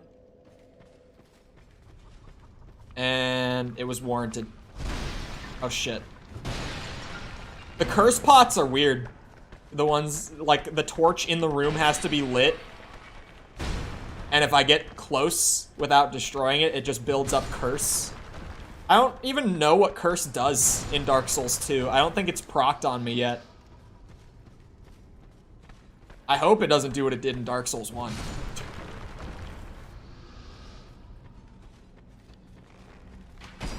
Hoodah! Was that another death by falling? No, no. I haven't died by falling at all in this game. It hasn't happened a single time. I was gonna say the Glizzard. Oh wait, this wasn't even where the Glizzard spawns yet. I doubt the Glizzard respawns and is farmable, but if it is, then I want to farm it because I could just get a greatsword up. Yeah, it's not here. Same place. If it was farmable, I would have, just to get greatsword upgrades. They've never been farmable before. But it's a whole new game, who knows? You fell off a bridge twice. Don't know what you're talking about. I don't think there's anyone else here currently that would even be able to verify such a statement. I think you're talking crazy. I think she's making this one up, chat. They make those to not fall to your death? Well, some of them just aren't well made. Did my block just completely... Wait. Huh? Since when? When did I stop taking chip damage while blocking? What is affecting that? How does that work? Like, what stat have I raised that's making that the case all of a sudden? I was taking chip damage while blocking with this before. Oh, I still am. Okay. It's just, I'm taking way less damage in general. Never mind. False alarm. Badly made bridge is proof that game is bad. Alright. Look, I'll come clean in defense of Dark Souls 2 on this one. It's not that the bridge was poorly made. It's that there was a jump from the bridge to another platform to grab an item, and I failed it more than twice. It was like 3 or 4 times, actually. Purely for the sake of defending Dark Souls 2 and being a fair judge. I will admit to maybe jumping off the bridge like 4 times.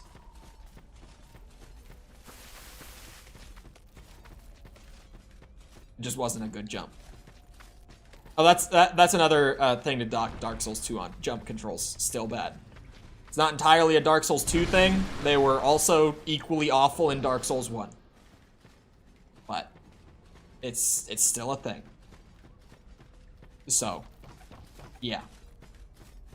There's a ruse to make you admit it. Oh my god, wait, the poison hits me from... I'm gonna go kill that bitch.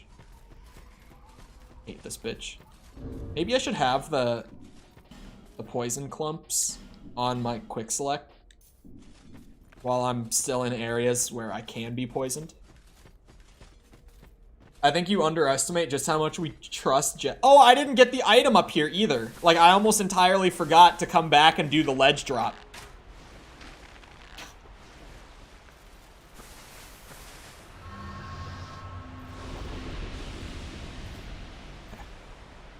I'm very careful.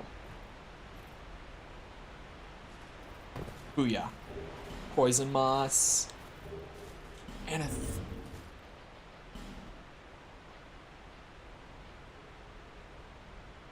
Nah, that ain't worth it. It's a quality weapon.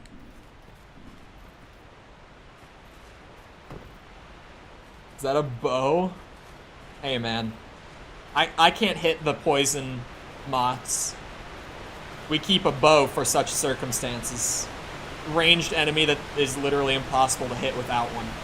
Or like a spell. I'm taking the bow option over the spell option for this run. It is a boss. Oh, shit. Okay. Wait, Skeleton Lords? I misread. I read it as Skeleton Lord. Like, just singular. Oh! Okay, there's 3 of them. Individually, they don't have all that much health. The health bar, there's more than 3. It's just 3 at a time. I'm understanding. Oh, God. Can we not? Can we just calm down? That's a tool for bud.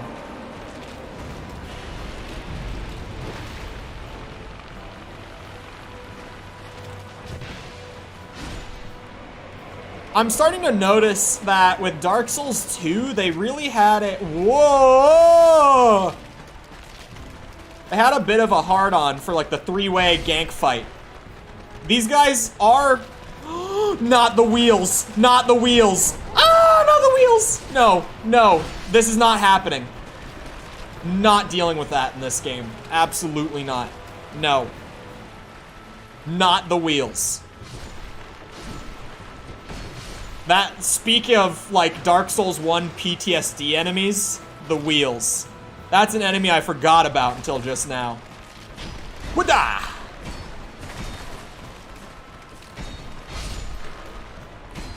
This is definitely an interesting fight.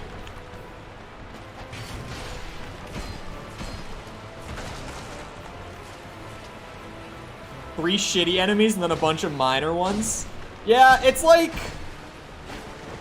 It's not a bad enemy encounter, but making it like an actual boss fight is questionable. You know what I mean? Like, as just an enemy encounter, it's not bad, but is it a boss fight? No. No, not really. Maybe the first 3, if you had given them more health, like, that could have been a boss fight. If you just gave those 3, like, 5 times the health across the board, that's a boss fight. But that, it's not gonna be, okay. Hate these bitches. Oh, it's an illusion,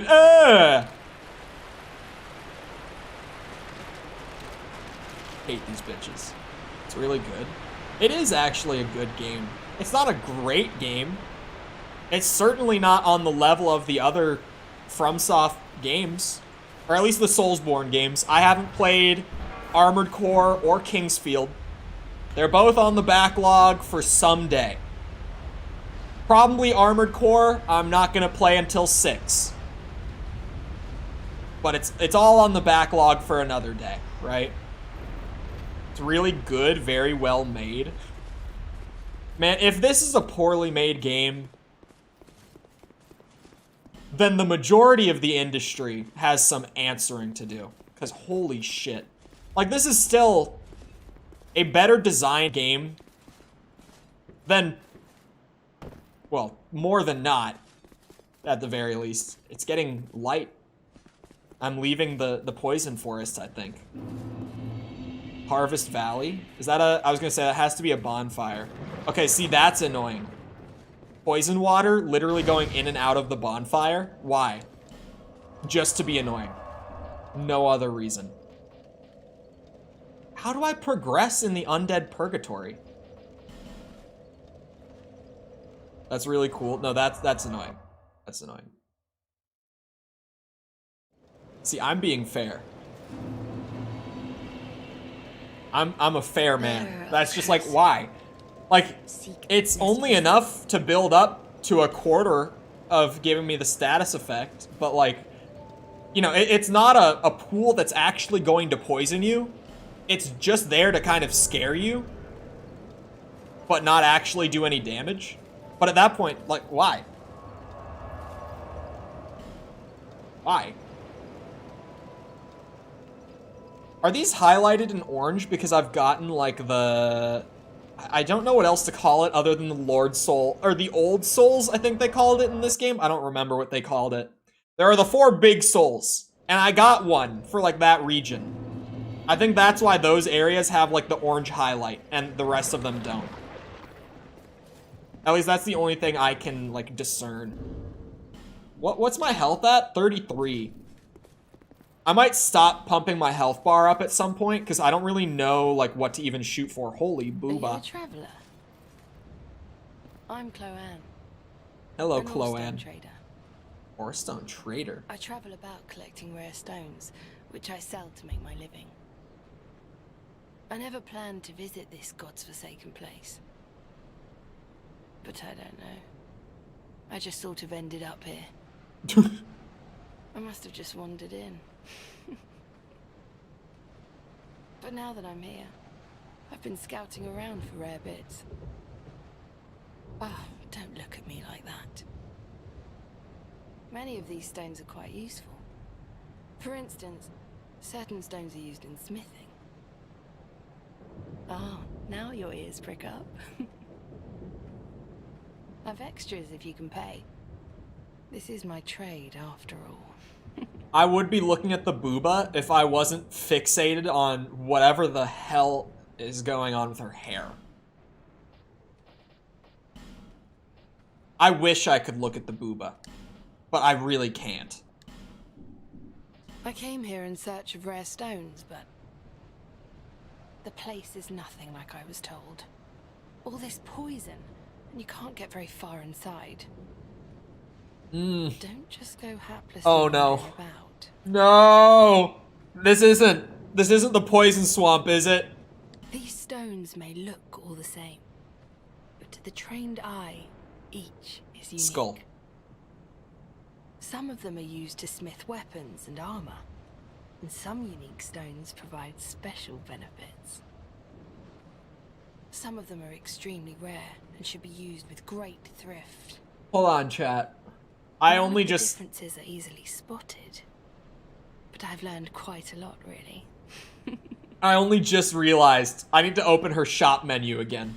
She's a rare stone trader. She makes a living from trading stones. What does she sell? She has 1 bonfire ascetic and 10 titanite shards. The blacksmith has 10 titanite shards. The only difference between her and the goddamn blacksmith is that she has a bonfire ascetic. And she has a couple spells. Dark magic, looks like. Drang Lake. It is Drang Lake. How is it that I ended up here? That's what I ask. It's funny. I can't seem to remember. Me neither. I've searched every nook and cranny here. I suppose it's time to move on. Perhaps we'll meet again, if we live that long. That's the end of your dialogue? I've searched every... Yeah, okay. I suppose it's about time I moved shop. Okay, so I'll see her again. Somewhere else, and she'll probably have, like, higher rarity stuff later then. Listen carefully, then stay calm. Hold on. This skeleton right here. Try head, try tongue, try pincer. I'm feeling try tongue on this one. I think try tongue. Try head. Try head works. I think tongue is a little more, you know, to the point, a little more accurate. But I feel like try head is a classic, you know? I'll go with try head.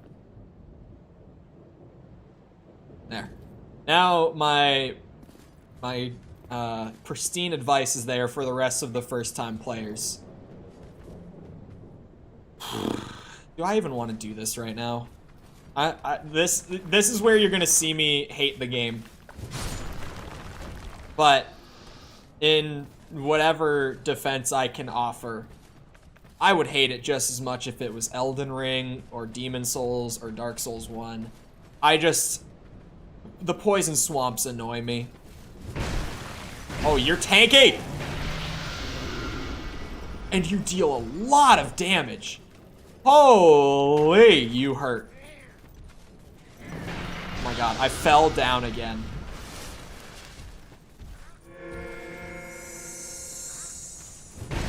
No, come on! Oh, he still hit me. That hurts so bad. What the hell is that? Might be good here. I have a good amount of adaptability, so it's making it so that the build-up takes a good bit. That's at least helping. It's at least helping. I have pulled myself up to 20 adaptability, so I have a good bit of poison resist. But I'm not in the mood for a poison swamp right now, FromSoft. I'm not. I'm gonna keep it a buck with you, man. I really don't want to be here right now. I could go anywhere else. Like, there are other paths of the world that I could go explore. But I'll play your game. You know, I'll keep following this route all the way to the big valuable soul at the end.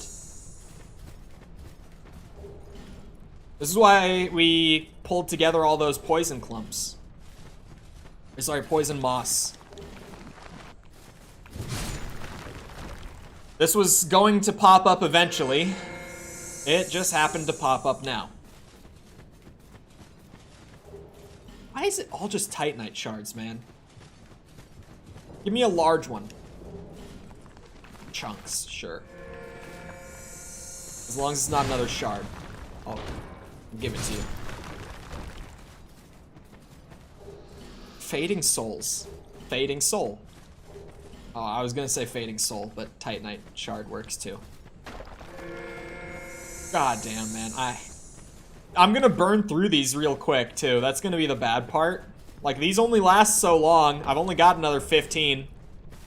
I had 20 2 minutes ago. Shit. Bullshit ass jump. Wait, there was more. Damn it. Poison swamp, here we are. It's hilarious because, like, I love the poison swamp in concept. Oh. I have the fragrant branch for that one pathway. I think I'm gonna stick along this one. But that one, like, guy with the moonlight sword who can't get through because we needed a fragrant branch, I just got one. Raw stone. What the hell is a raw stone? Is that an upgrade material? Raw stone. Strengthens pyromancy flame. God damn it, man.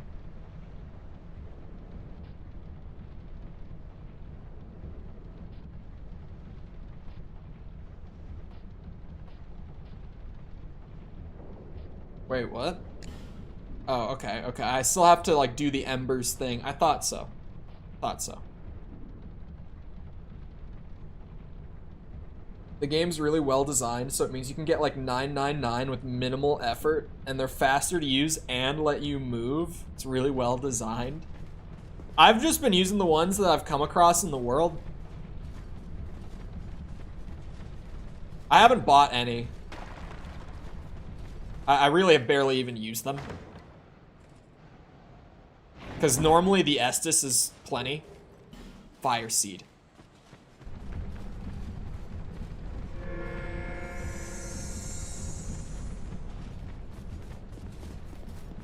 The Estus is also better than the life gems. Outside of the you can move while healing thing.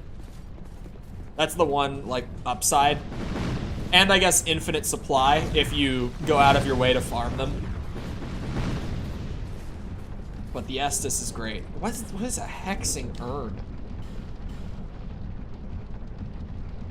Like, the gems don't completely nullify the usefulness of the what's it called? The Estus.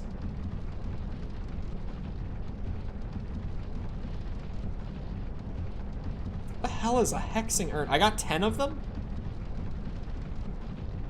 Is it this? Oh, inflicts dark damage, okay. That makes the healing system more interesting. Why would you want that? I don't know, man. Bitch! Out of here with that shit. Stop. Dragon charm.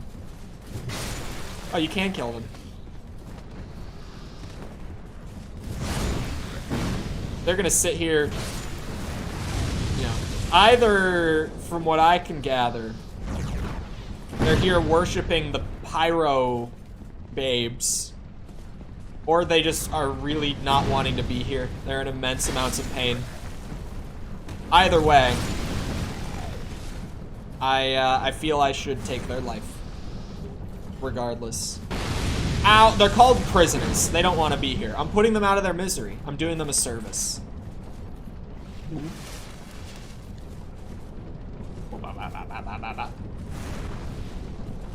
here, bitch. Ain't nobody got time for your pyromancies. Oh, this opens. This area is kind of neat. It looks like it's gonna be a mines area. I thought I was going into like a proper poison swamp, but maybe not. Maybe that one spot was just like full of poison for no reason. Right required? It is kind of an RE4. Ooh, RE4 looking area. You're not wrong, actually. Hold on, I kind of want to go to Majula. I'm curious if that's maybe where the rock merchant is gonna go. I don't know if I'll find her in the world or if maybe she's going back to Majula. So I want to see if I can find her here. Oh, she is here! Oh, fancy meeting you. She got a foot bone now. Speak up if you need anything at all, alright? You got new rocks? She still has bullshit rocks. These stones may look all the same, but to the trained eye, each You is only unique. have one stone. Some of them are used to smith weapons and armor, and some unique stones provide special benefits. Some of them are extremely rare and should be used with great thrift. None of the differences are easily spotted, but I've learned quite a lot, really. You have one type of stone, lady. You know how they call this place Drang Lake, right? I do. Well, in the old lore, in stories and the like, they said it had another name. What was it? Well, I don't know. It's just something I heard. What is a Pepsi 1? Since long, long ago, many kingdoms have risen and fallen on this very spot. Each like a great flame that turns to soot. Maybe that's why people don't remember much about the past. You see that blacksmith over there? Mm-hmm. Is he one of those hollows? He seems to keep eyeing me up. He's not hollow. He sort of looks like my father. He's a blacksmith too, you see. Uh-oh. The poor man's such a worrywart. Oh, okay, never mind. She knows him. But he wouldn't follow me out here, would he? No. I was born in a land to the west, Vulcan, famous for its merchants. I have heard of it. They were great, bustling cities. But for me, they were suffocating. And so I set out, in search of stones in faraway lands. There are dangers, for certain, but I much prefer to live this way. But for the life of me, I can't remember how I ended up here. It's as if I were drawn to the place, or lured in. Oh, I don't know. That's becoming a pretty common theme, actually. These stones may look some. Because this guy over here, also from Vulcan, he was talking about how he felt drawn to this place, and even though the business is so terrible, he doesn't know why he wants to stay, but he does want to stay. Oh, hello again. I hope you find something of use. The dude with the, never mind. I thought it was like a cheese hat. I caught like the perfect angle where it looks like a piece of cheese. Never mind. I was about to make fun of his cheese hat, but it doesn't even look like that. Well, I do hope I see you again. I can't... You have to time it right if you want to spiral. You can't go super speed. This is the best you can do. Spoilers, tisk. I'm not gonna kill the guy, even knowing that now. He's a homie. Oh, it looks like someone killed the guy. I think someone might have killed him. Wait. Why the hell does this have an orange outline now? Why did, huh?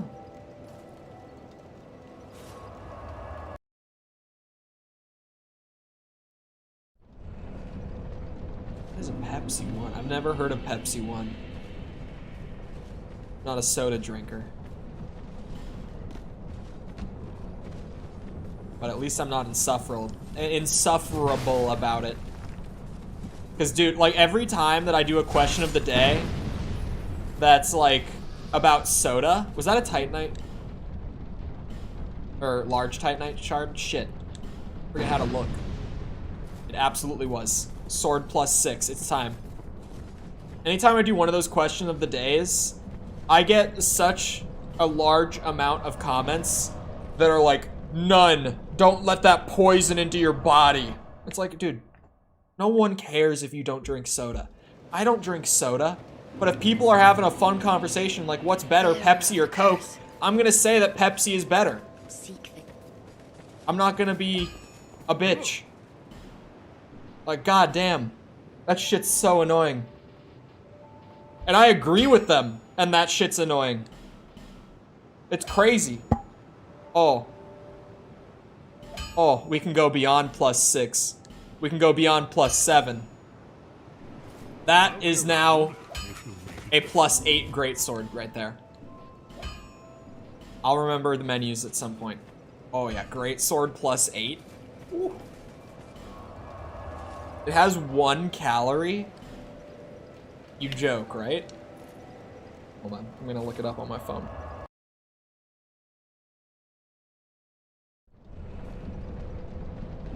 What is Pepsi One?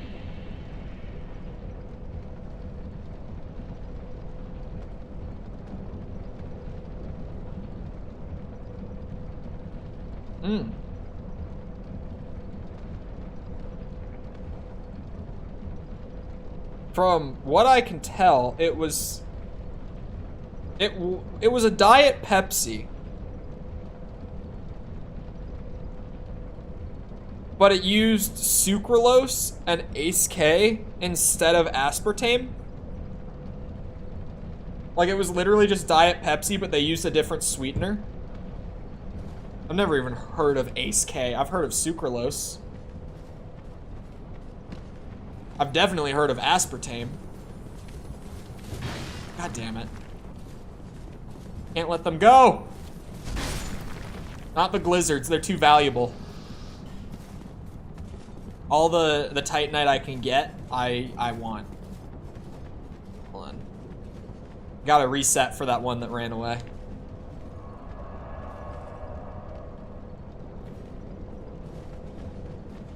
I need stamina soon, man. Gotta happen. 33 vigor is probably plenty. Shit. Oh my god. That probably kills you. They stopped using aspartame and switched to sucralose. Oh, did I say it? That's what I meant. I might have said it backwards. My bad.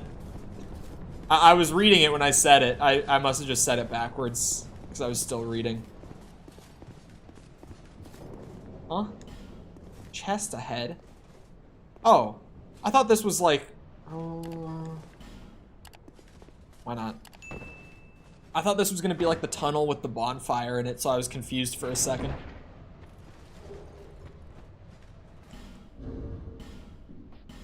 Is poison stone upgrade material? You can put poison on your weapons in this game? Oh my god. Oh my god, I cannot see! Oh shit. Oh, shit. Safe zone my ass! I have to rate that up, because that's funny. Oh my god, I cannot see a thing. I'm using this blood stain just so that I know what this man's fate was. What knocked him off the ladder? What? Okay. Poison pits. Kinda scared. Oh, try torch? Will the torch make it so I can see? Hold on. Hold on. I think I could take the fall. And if not, the more you know. Hold on, let me light my torch real quick. I'm chasing this blizzard down. All the way down. We'll see if the torch works. Torch method seems solid. Shit. Oh yeah, it looks way deeper when you can't see into it. What? And you can see way better with the torch. Way better.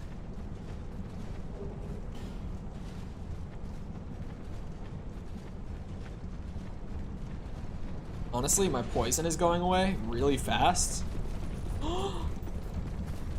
Get me out. Absolutely not. No, dude. I'm gonna have to fight two of them at once. Oh, god damn. Didn't I fight Forlorn earlier? Hold on. Wasn't that the... I think Forlorn was the homie with the dragon tooth. Oh no, it was the Great Sword Mirror match. I did fight him earlier. Has this dude just been like PvPing on Souls 2? Like, since I fought him a couple hours ago? What a way to spend a Sunday afternoon. He didn't expect me to come back stronger than ever. Wrong emote. Can I move them around? Like, can I put the wave emote there? Because I keep trying to use it there. Okay. Well, I beat his ass 2 times in a row. He never stood a chance. I do kind of need the torch, I can't lie. Now I know that the running heavy is like a straight downward swing. That's the one that I need to beat the Glizzard. Shit. He's gonna get away. Damn you, Glizzard! But you can run back out really fast from down there. Okay, now I know the way out too. I could probably just hit him with the two-handed. Hold on, hold on, hold on. Pepsi 1 was tested for having 4 ml, and it had over 29 grams per can, which meant it would need a warning label in California. Holy shit. So that's the real reason they discontinued it, huh? Yeah, that's what I thought. That bitch. Oh my god. Not now. This is a bad time, actually. Whew. Just got out of there with my life. Was that him? Holy shit. Holy shit. Why is he not a phantom? Why are there so many people PvPing here? He knows how to... Huh? Oh yeah, that's a player for sure. That netcode, bro.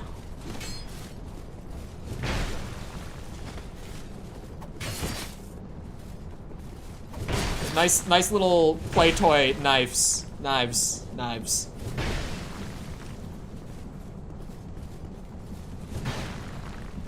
He's trying to parry me, isn't he?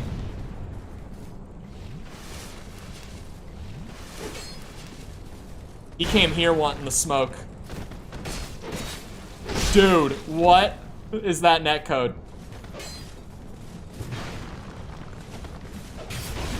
Haha!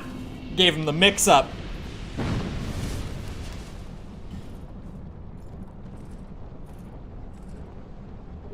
Why are so many people PvPing here? It's actually kind of wild.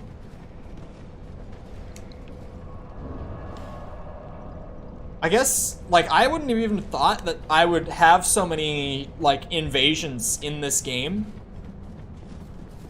I just wouldn't have thought people were, like, PvPing on Dark Souls 2 regularly, you know? It was just not at all something I would have expected. But it's very much a thing, clearly. Alright, how do I even want to handle you? Could I maybe, like, lure the aggro of you more near the ramp so that I can, like, fight? What the hell?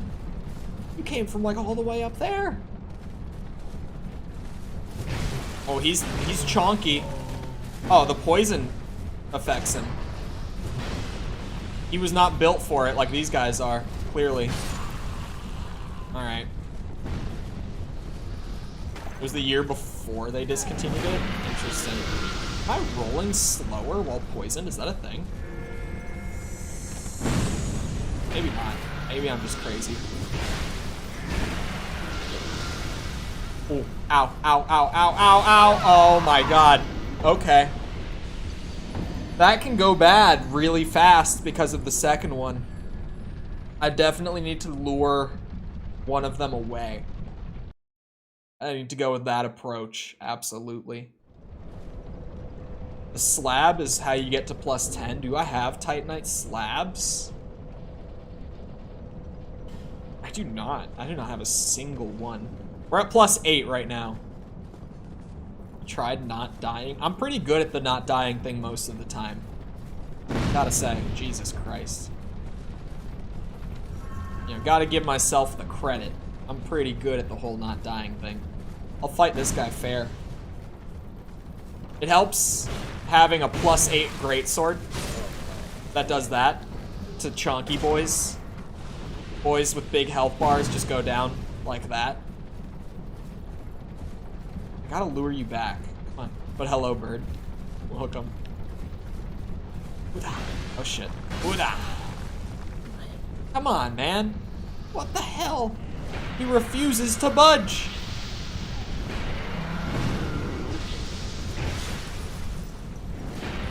Oh, that was so dumb. God damn it. Yeah, these two are gonna be rough. These two are. I gotta figure out some tactics here. Oh, I never pointed it out. The pineapple shirt is back. Am I lifting it up right? I can't see my camera right now. I'm assuming you guys can see it. Pineapple shirt is back today. If you know, you know. Wink wonk.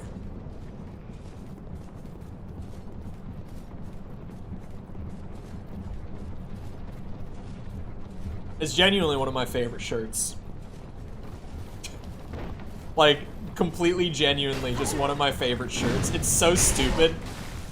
That hurt. I love it.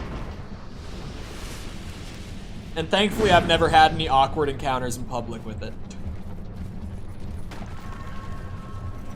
Because every time that I wear it, I kind of, oh my god. I do go out, like, with the knowledge in the back of my head that it's really a question of when, not if. It's like any time that I do leave the house with this shirt on, I'm asking to have, like, the most awkward encounter in public. Where I'm like, oh, sorry, no, I bought it as a joke. Cause is that like an indirect, is that like a passive kink shame? Like a passive aggressive kink shame at that point? It's like, oh no, I just bought it because I thought it was funny. Sorry if you're into that. Because I'm not. It's a joke to me. It's kind of, I haven't thought about it on that meta of a level before. It's kind of a yikes. I mean, Minnesotans are known to be passive aggressive. No one here will be a dick to you outright. They will throw all of the subtlest shade at you here in Minnesota. Like in Florida, in Orlando, like people are just flat out confrontational. But here, it will be the subtlest of shade. You'll never even see it coming. You might not even see it when it does come. hate passive-aggressive people. It's all about the subtle shade here in Minnesota. People will be flaming your ass right to your face and you might not even notice. So passive. And with a smile. You know, Minnesota nice. As they say. After having lived in Florida, like when I used to live here, I was like, nah, Minnesota nice is bullshit. Everyone here is just passive-aggressive instead of outright aggressive. And it's true, but having lived in Florida, I'm like, okay, yeah, like Minnesota nice is a thing. People are pretty nice here, actually. Now I get it. Now I understand. Ow! And you know, we've got some advantages on other parts of the US too. Like, we're not racist. We're pretty chill about, you know, the skin color thing. We're pretty alright with that. Especially compared to some regions, some states.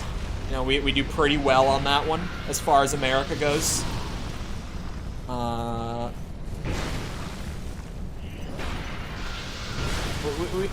We're a chill people up here.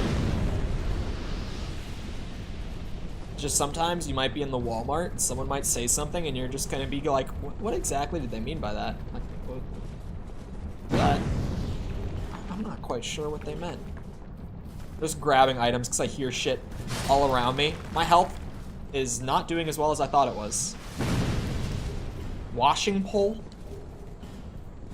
I'm sorry, washing pole? What the hell am I supposed to do with a washing pole, FromSoft? What? Huh? Large Titanite is not something I'm seeking out anymore. Check this out. Beautiful timing. Maybe I should go back down with a torch down this tunnel to see if there's anything in there outside of the blizzard, like if I go down the other paths. Because I really didn't look. And I've got a whole lot of torch time. Like about an hour and a half of lit torch time. So it's not exactly a hot commodity. I got plenty of time using the torch. Oh no, it's literally a dead end. Okay, I did explore all of it, and now I look like a dumbass. Because I just forgot that I had explored all of it. Oh, I just went in there. Yeah. I probably have a high IQ, as you can clearly see. I've actually never taken an IQ test in my life, but I bet it's pretty high. Ambush ahead? Here we go.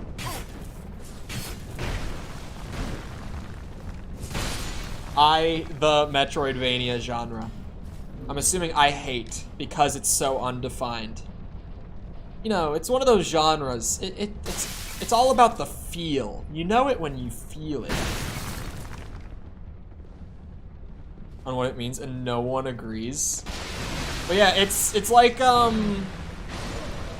it's one of those genres like survival horror can be, where it's not exactly like a clearly defined thing. Earth and Peak, count me out. That is a poison area.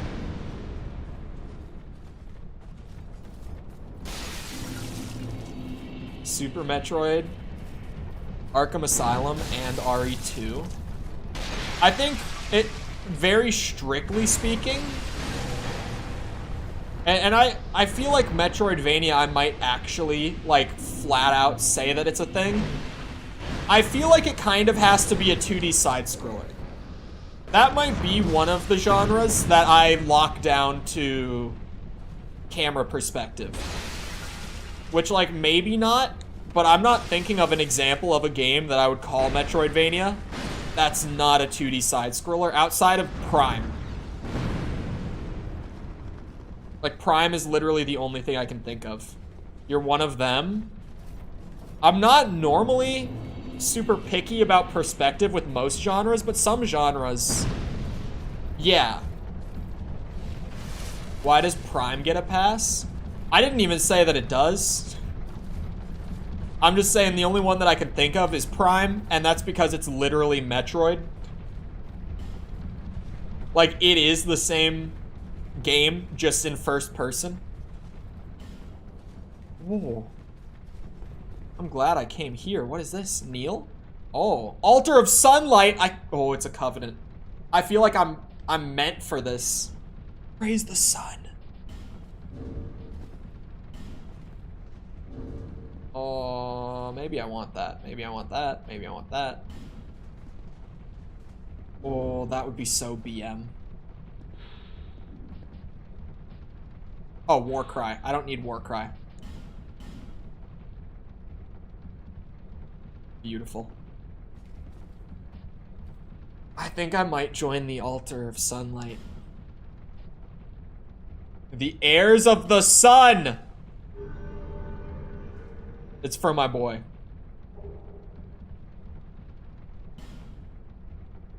Because Fusion isn't a Metroidvania, neither is Other M.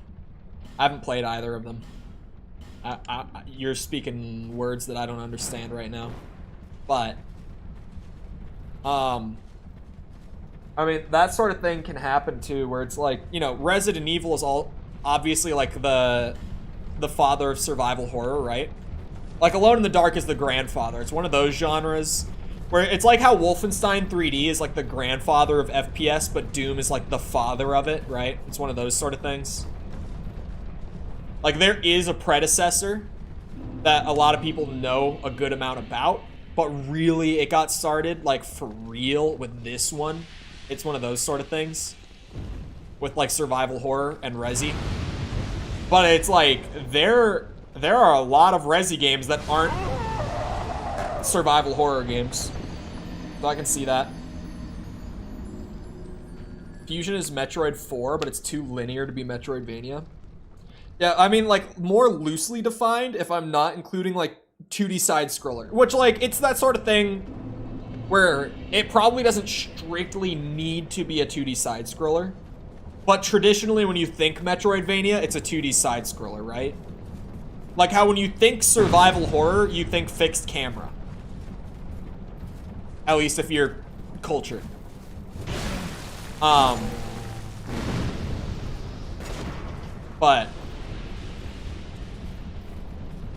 loosely defined with Metroidvania, I would just say it's a game where you have this large open area to explore from the offset, but pathways are blocked by specific items or abilities. And in your exploration, you acquire said items or abilities, and it opens up more of the area. And in that new branch that you just opened up, you'll probably get a new item or ability that opens another branch. Like, loosely defined, it's just that. But then the issue comes in where it's like, that's kind of just a general design philosophy that's widely used now. So is that necessarily the genre? Or is that just like the core design philosophy of said genre? And there's more to it than that. That's why I said maybe 2D side-scroller is like more inherent to that genre than perspective tends to be to most. Because, like, we can get so willy-nilly with genres, right? Most of the Legend of Zelda games are Metroidvania. It is that kind of design, but that's like what I'm saying, right? Is like, it is very Metroidvania in design. But would I call Zelda a Metroidvania game? No. Would I call Hollow Knight a Metroidvania? Yes. Would I call Arkham Asylum a Metroidvania? No. Justin, thank you for the sub. Appreciate it. Like, there are some genres that are so kind of loosey-goosey that we do kind of have to pull perspective into it. It's the only reason that, like, the shooter genre isn't still just called shooters. What I call Prime a Metroidvania? Yeah, but more just because it's Metroid. Like I said, it's... Metroid Prime, I've only played the first one, and it's literally just Super Metroid in first person. Like, even beyond just it's a Metroid game, it is quite literally just Super Metroid played in first person. Like, that is Metroid Prime. In the same way that, like, Ocarina of Time is a Link to the Past in 3D. Like, some games in certain series, when they do a perspective flip, do just come out like that. And it's one of those cases. Resident Evil Village. It is a good example of, like, the perspective flip, but the game is the exact same. Resident Evil Village is Resident Evil 4 in first person. That's just what that game is. Whoa.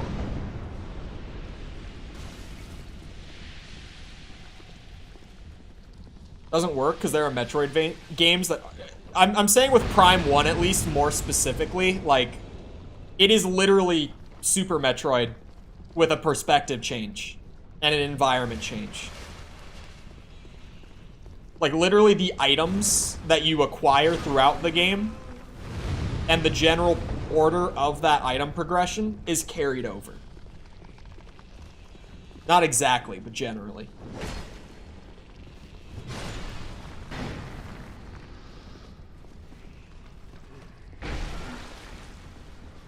But it's a weird genre to nail down.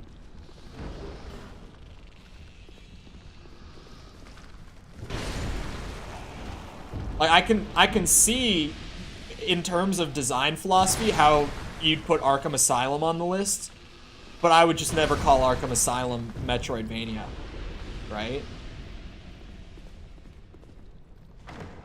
Oh, freedom is a very important component to that. Freedom is an incredibly important component to that, actually. That might be, like, the defining factor. That might be it. Because Arkham Asylum, what gadgets that you acquire do you acquire outside of the main story progression?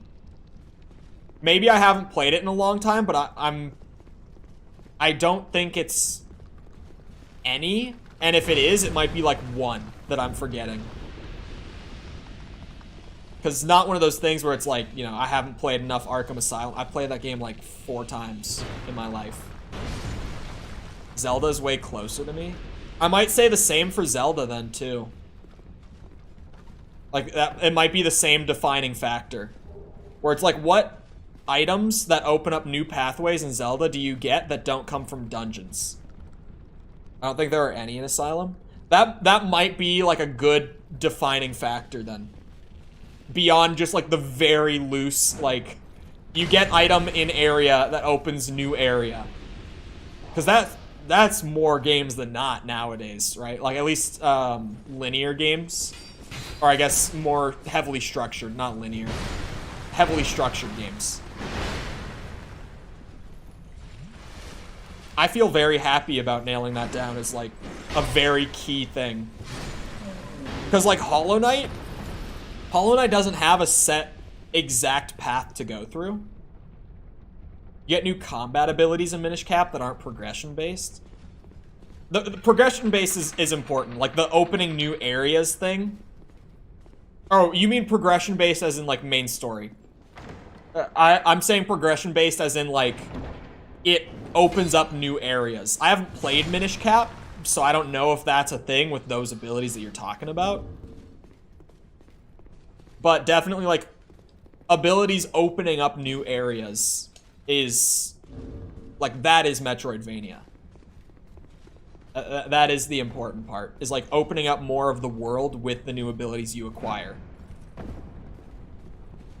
That is literally just a pit of poison with nothing in it.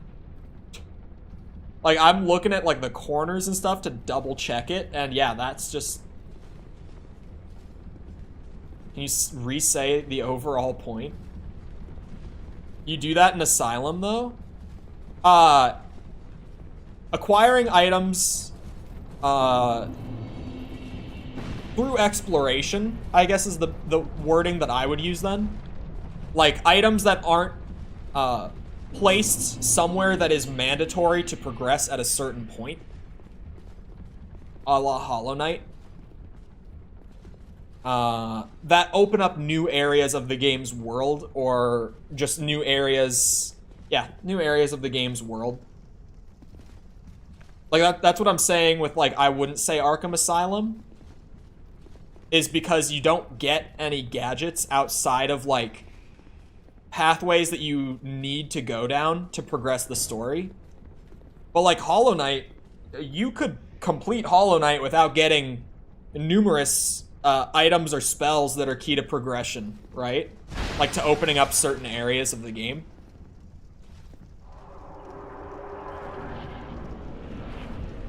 Like, the freedom is a key component of it. At least just not being, like, led down the path. Because then, like, Metroid Prime is one of those games where it's like, I'm trying to think of an item that you don't need in order to complete the game, and I don't think there is one. Then again, I've only played Prime once, but I'm not remembering one. What the hell is this? Sorry, I'm just having fun with damage at that point. I knew I was going to take a hit for that. I just wanted to see how much damage I could do in, like, one combo. Well, that's a boss fight, ladies and gentlemen. Covetous Demon. That is a boss name that I will not remember in 5 minutes. Because what the hell was that? That you can miss? That can open up areas that you can miss? Yes. Freedom being important. But yeah, I guess that you can miss. I get the areas being, like, areas that you can miss isn't super important. I don't know about that one. When I'm thinking about, like, why does Arkham Asylum's progression feel different from, like, Hollow Knight's, that's, like, the key thing that I'm coming down to. Is the freedom and exploration, like, natural exploration aspect of it. Like, Arkham Asylum, you use the gadgets that you find as you play to open up new areas of play as you go on. But every single one of those items, you are directly, like, led to. And in a lot of cases, you get them on, like, a need-to-acquire basis as well.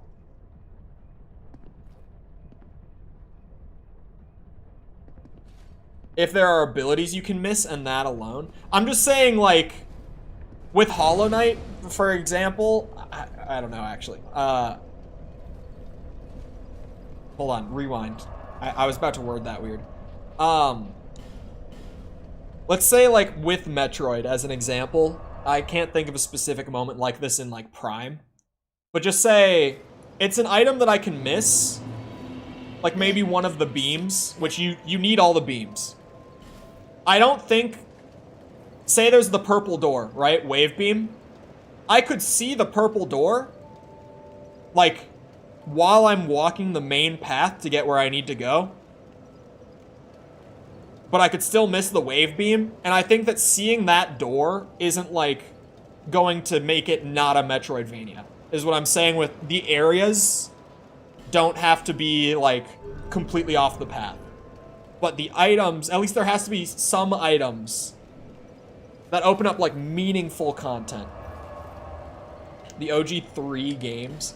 First of all, there are so many Batman games before the Arkham games that are terrible, and there's a reason we don't speak of them. Second of all, they skipped Origins. It's not even the first 3 Batman games. It's all of them except for Origins, for some reason. I don't know who made that decision, but someone made that decision. Where they were like, oh yeah, let's put all the Arkham games except Origins on there. Why? I guarantee you, too, the reasoning is like, oh, well, people don't like Origins, so don't bother.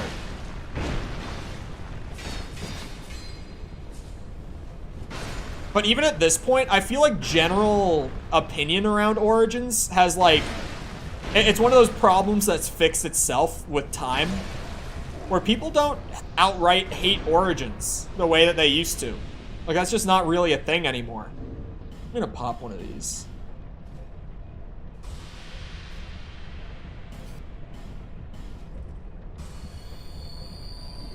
They've been selling the Arkham collection, but with all but Origins. Well, yeah, like I know on Steam at least, like the bundle for the Arkham bundle or whatever it's called doesn't include Origins. I'm aware of that.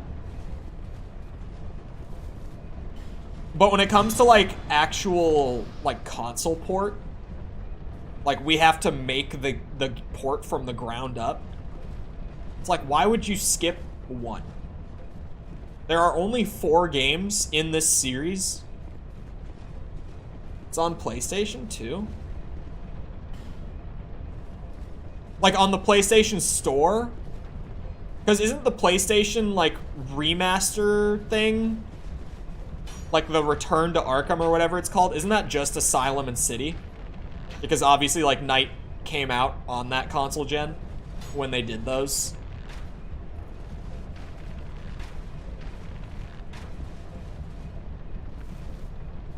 I feel like it's different with something like this where it's like, what the hell is that?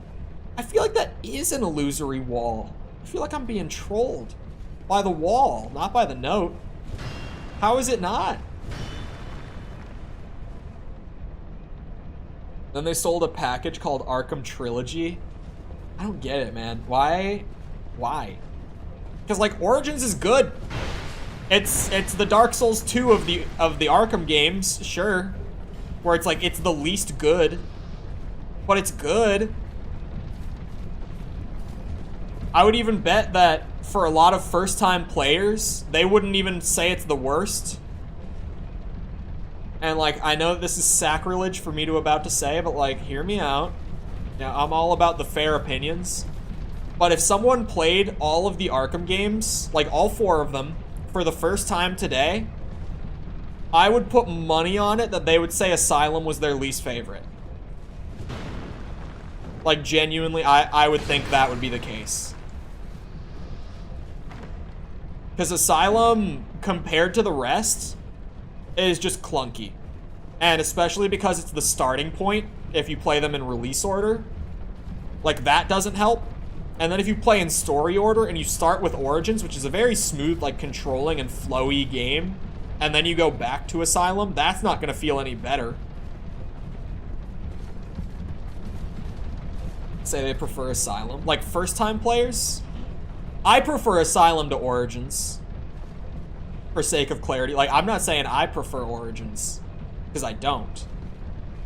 But I feel like a lot of players, like, checking them out for the first time would probably be more favorable to Origins. Because, like, even a lot of the hate for Origins nowadays, it comes from, like, oh, it's a City reskin. Oh, it's Arkham City, but they sold it again. The hell was that lever for? Just lifted this up.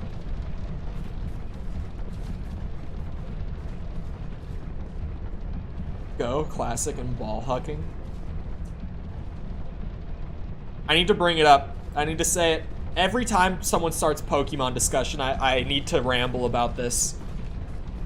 You know how everyone complains about COD as being like the yearly reskin game where it's the same shit every time and they sell it once a year just to, you know, pull some money out of their ass and they move on?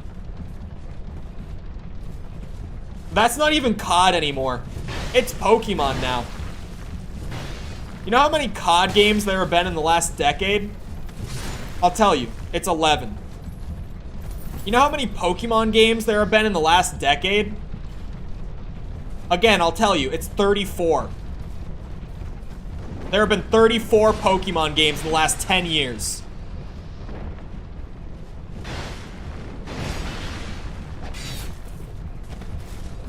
How many of those were great games that people actually loved and felt like was new and fresh? One. One of those. It was one of them. And it was Pokemon Go. It's gotten better lately. It's gotten worse. What was the Scarlet and Violet, right? That's the newest pairing of games. It's the worst reviewed Pokemon game in history. Both of them sit at the bottom. I don't know which one is worse reviewed, but the two of them right next to each other. They're the 2 worst reviewed Pokemon games of all time. It's gotten worse. with time. I don't know. Arceus is new? People just didn't like Arceus. Well, I know that Nintendo fans liked Arceus, but the general, like, gaming public didn't.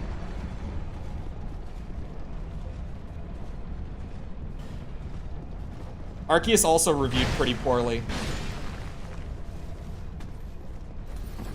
People are really starting to get fed up with Pokemon more, at least.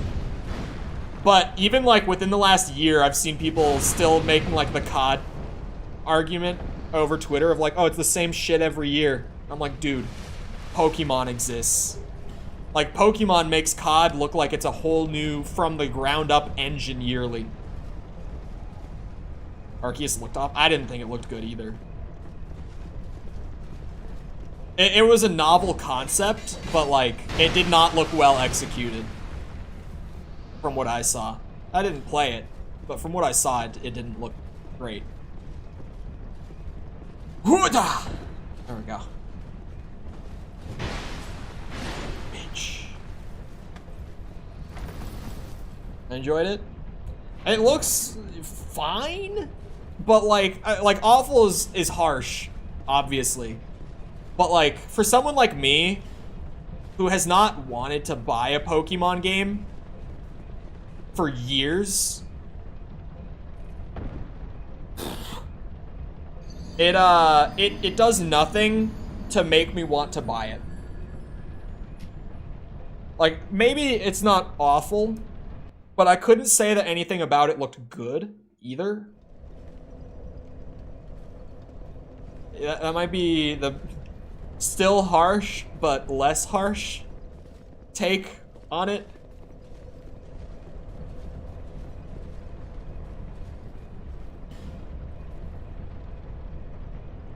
People cutting it so much slack compared to Sonic. Oh, I was equally critical of Sonic. Frontiers looked like shit.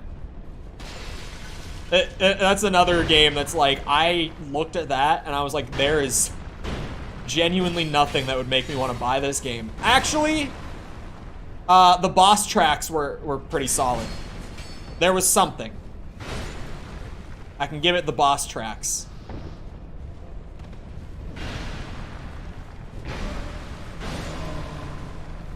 Looks boring, but it's so fun to play.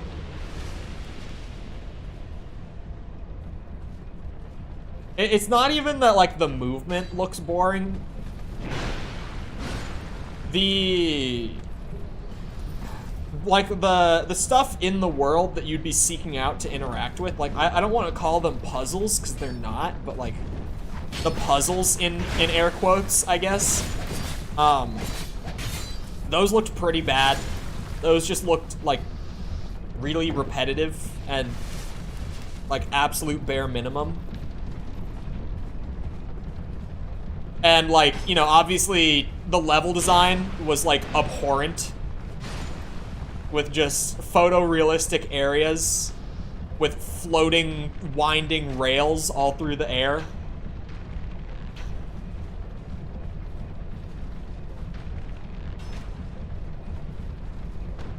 It just feels good.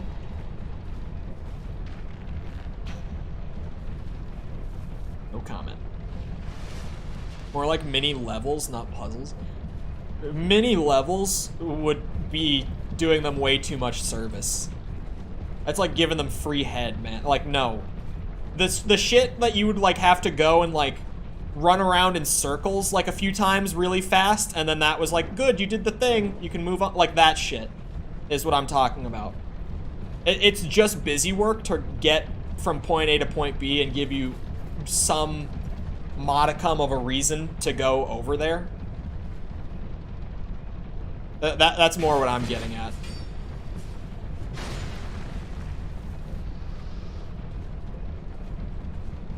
That's not what it is. No, there are things, like, in the world that literally, like, you run over to them, and the thing that you have to do with them is, like, run around the little thing, like, really quickly.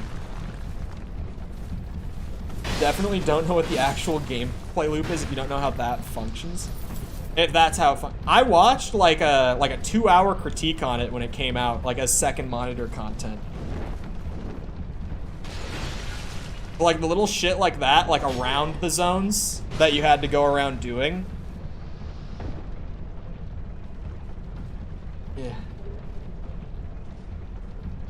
No, not the enemies. Not enemies.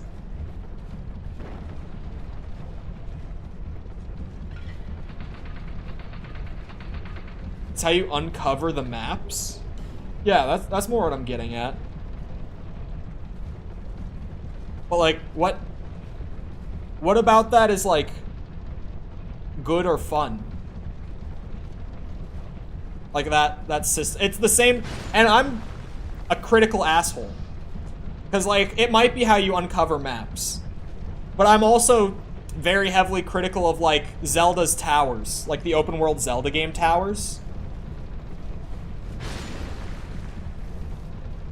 Because like, they're bad. They're not good. They're not fun. They're busy work.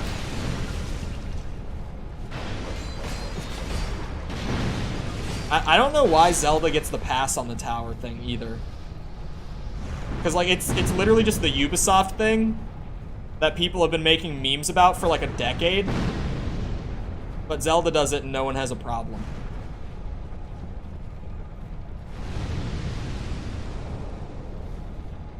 I don't know why Zelda gets a pass on literally everything. They really do. Like, anytime I try to talk about a flaw in, like, Breath of the Wild that isn't weapon durability, like, that's the one thing that everyone will just give. They'll be like, yeah, weapon durability sucks as it is. But, like, any of the open world stuff, I'm just like, man, this sucks. And everyone's like, no, this is good. Shit. Oh no. I have to go through poison barrels. This is the first area that feels actively painful to go through. This is like a shitty poison version of Sen's Fortress, and I don't even like Sen's Fortress. I thought Sen's Fortress kind of sucks. It's more of an annoyance than outright bad. I would agree. I would say it's an annoyance that I would say it's bad. I would call it bad, but it is really like, it's just an annoyance. It's not one of the reasons that I dislike the game. Like the weapon durability, and I don't dislike the game, to be fair. It's not one of the things I dislike in the game. That's the wording I'm looking for. There are a lot of things in Breath of the Wild and Tears that I dislike. That's not one of them. It could definitely be better, but I don't hate it.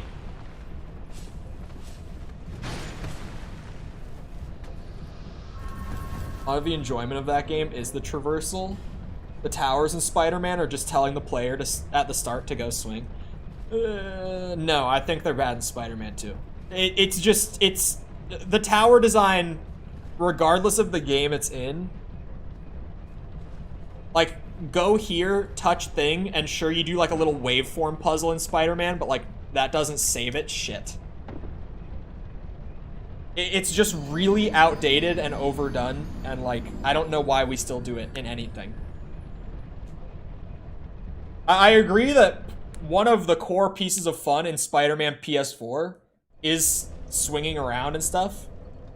Giving the player a whole map from the start. I mean, that works if you want. I don't think that... I don't know the alternative. I've never worked on an open world game, nor had any small interest in working on an open world game. So it's not a problem I've ever given thought to solving. But I don't know why we still do the tower thing.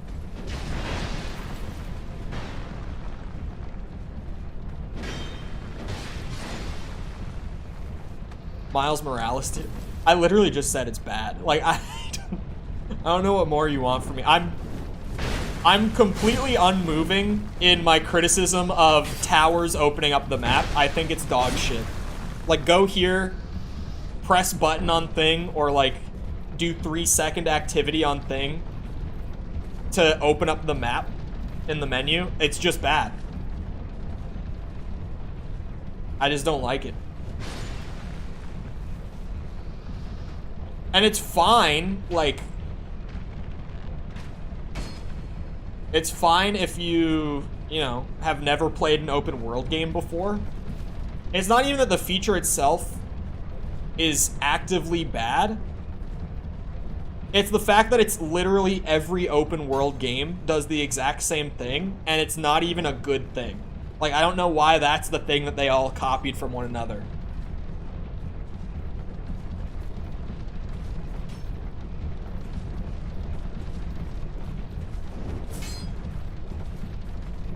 Haven't finished Miles Morales. I got the game in July.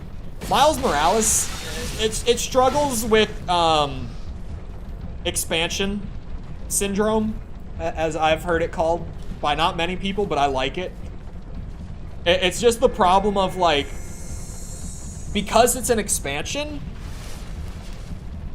unless Spider-Man PS4 is like your favorite game of all time, it's not doing enough new to, like, actively separate it from Spider-Man PS4. You know what like, it's more just, it's more of the same game. So, like, unless Spider-Man PS4 is your absolute favorite, then it's just not really gonna be a game that thoroughly entertains the majority of players. It was my favorite game of all time. Miles Morales is, like, outside of, they changed his animations for swinging, and they added, like, the Venom abilities and invisibility. There's not really anything new there. Maybe I don't love this that much. Yeah, I would say that if Spider-Man PS4 is your favorite of all time, and Miles Morales isn't, like, in that same bubble. Oh, was. I think that really all that communicates is that the story of Spider-Man PS4 did a lot of heavy lifting for you with your enjoyment of that game. Right? Because, like, if a game's expansion isn't essentially, like, as fun to play for you as the original game, then, like, the story was carrying, right? I love the story, yeah. The game is pretty great. It being someone's favorite is fine. Yeah, it's a really good game. It's just... yeah. This area sucks. This area is shit. I said I would be completely fair and unbiased with my Dark Souls 2 evaluation. And this is the first area of the game that is actively bad. This area sucks ass.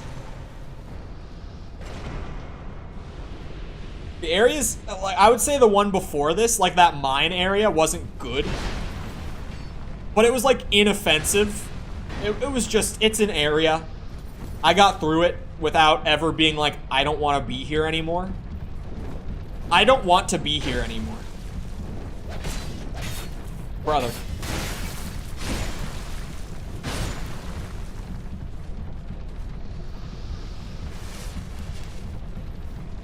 This big ass navy, what am I gonna do?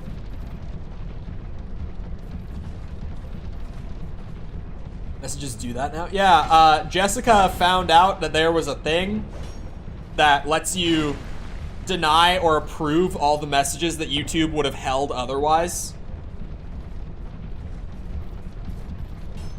Level adaptability. I have leveled adaptability. This area is just shit. Oh, that's right, there's nothing down here! The tower map thing doesn't make games bad. It doesn't make games bad. But it's a bad thing within games that have it. Like, there are very, very few things that just will straight up make a game bad. I wouldn't say that about most things that I criticize. But it's a bad thing within any game it's in. It is pretty much my take on it.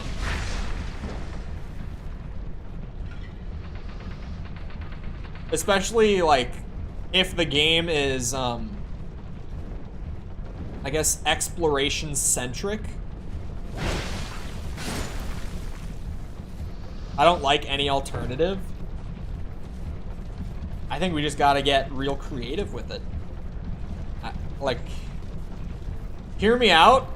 Hear me out. And this is gonna be a wild one, so buckle up. Buckle up, right? What if, in an exploration-centric game, you didn't do the exact same thing on loop?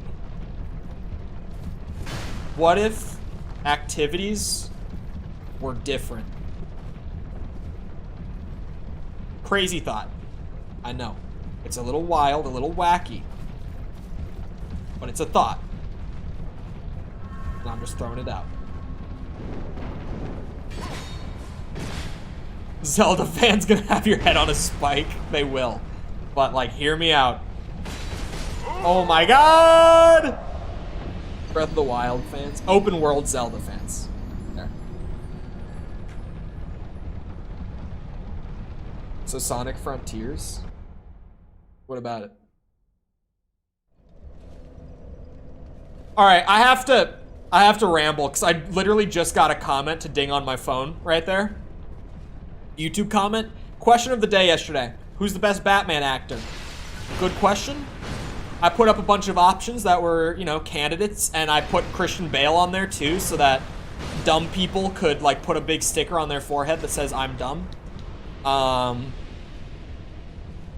And the amount of comments that I have gotten saying Ben Affleck. The amount of comments saying Ben Affleck is the best Batman actor of all time is absurd. I didn't expect that to be a thing. I didn't expect that to be a thing. But holy shit, I've gotten so many. I literally just got one 2 minutes ago. Because the YouTube comment notifications ding you 2 minutes after you get the comment. Don't know why that's a thing, but it's a thing. Ben Affleck's Batman. Cannot be the best one. I've actually gotten a ton of comments also that hated Robert Pattinson as Batman. Which is also something I didn't know was a thing. Because, like, I'm not in the, like, hardcore Batman discourse on the internet. So I guess I was just out of the loop on this. Apparently there are a ton of Ben Affleck fans out there. And, like, a whole ton of hardcore fans that hate Robert Pattinson as Batman. Did not know either of those things would be results that I got consistently. Oh god, who is invading me here? Please. For the love of all that's holy.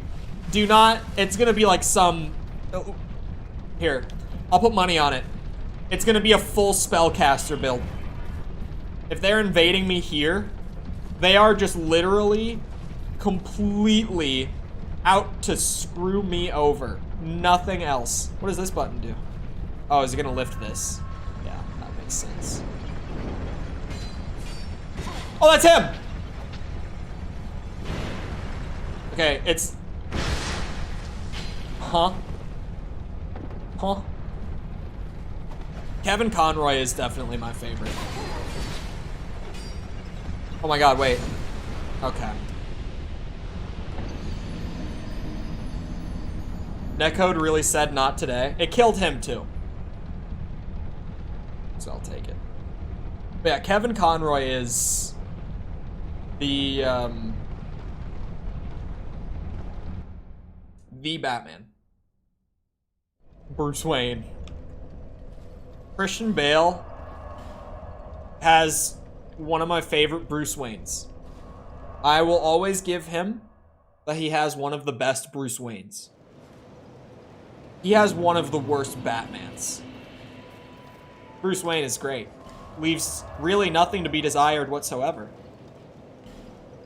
But holy shit, his Batman.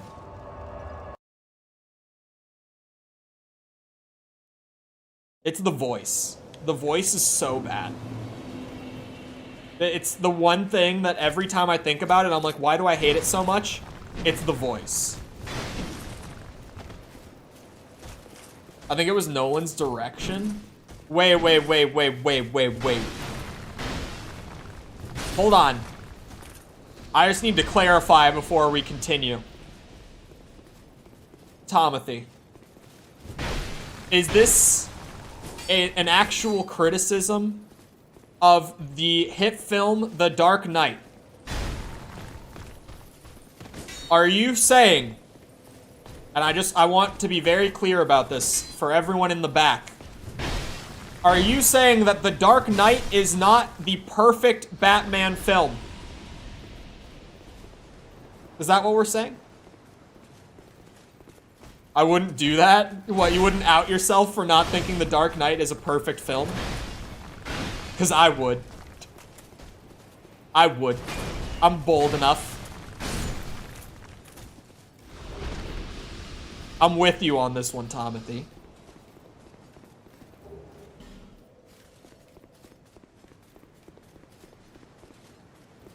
I do literally give the film a 10. There's no such thing as a 10.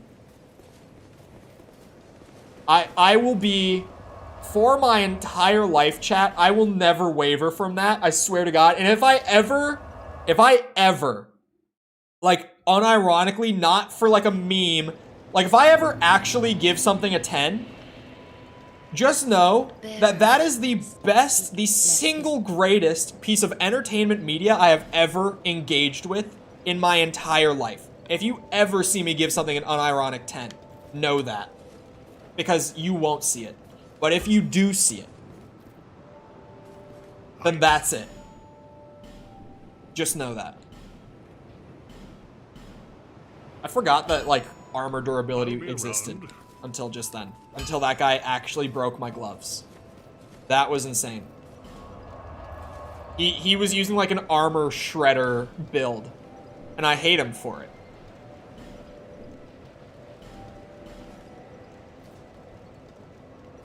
The point of having the ranking of a 10 if you're never going to use it. Because 10 literally means that there is not a flaw. 10 is the absolute perfect rating, meaning it's reserved for things that are perfect. I would probably, like, the highest rating I think I will ever give, like, any piece of entertainment, it's probably going to be Ocarina of Time, and I'm probably giving it like a 9.9. Because it's as close to a perfect video game that I've ever seen. Only being held back by Z-targeting. Like, that is genuinely the one thing with Ocarina that I'm like, oh, actually it's a 9.8. Because of Z-targeting and that one point in the main quest after the water temple, where the game literally gives you 0 direction and just hopes that you happen upon where the next piece of the main quest starts. That's also bad. So it's a 9.8. That's like the highest rating I'm ever gonna give something. What about Will Arnett's Batman? I would have to look at what that even is. Because maybe I've seen it, but I don't think I have. Oh, he's the Lego Batman voice actor. Man, that's Will Arnett. I see this guy everywhere. I never know his name. Will Arnett. Okay. He's aight. He's just a comedic Batman. He's not actually supposed to be like Batman. Right? He's not like genuinely Batman. He's like comedic relief Batman. So I like him. I don't have a problem with it.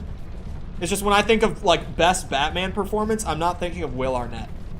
I'm not thinking of Lego Batman as being the best Batman. He's perfect for that. He is perfect. Like, he does that very well. It's just when I think of like the best Batman performance, Lego Batman does not come to mind for me.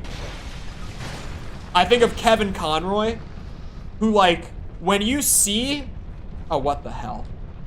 At least when I see an image of Batman, I hear Kevin Conroy's voice, right? When I think of the best Batman, it literally cannot be anyone but Kevin Conroy.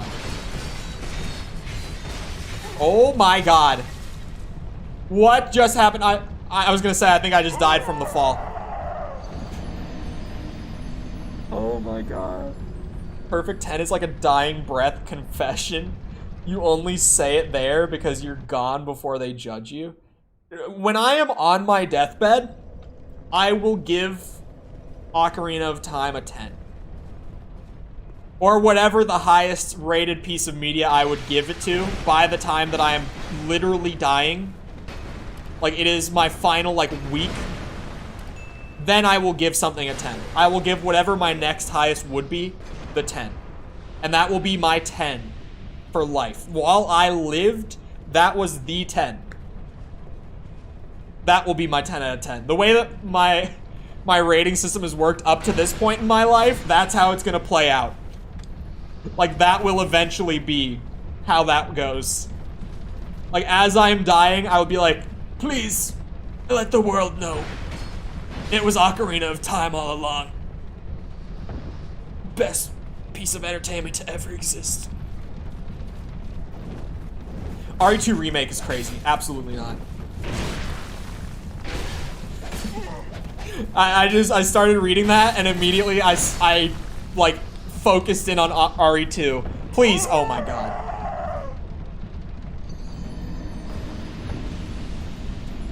Shit. Now, RE2 Remake, as the Resident Evil fanboy, as the guy who believes that that game is the best survival horror game ever made, that's crazy. Not actually how... You see what I mean? That's why I hate the 10 out of 10 rating. Because that's always what it is. That is... Anytime someone actually gives a 10... It's never like, this was such a well put together piece of media that I had to give it a perfect rating. It's just, this was one of my favorite things ever, so I give it a 10. That's what the 10 rating is always used for. And it drives me nuts. Because that's... Like, I sometimes rate purely on experience. But... most of the time, I don't. Like, Jedi Survivor, when I gave it a 7.8, I gave it a 7.8 because there's a lot of shit in that game that not only could have been done better, but should have been done better. I probably would have given it an 8 point something if I went off of just enjoyment.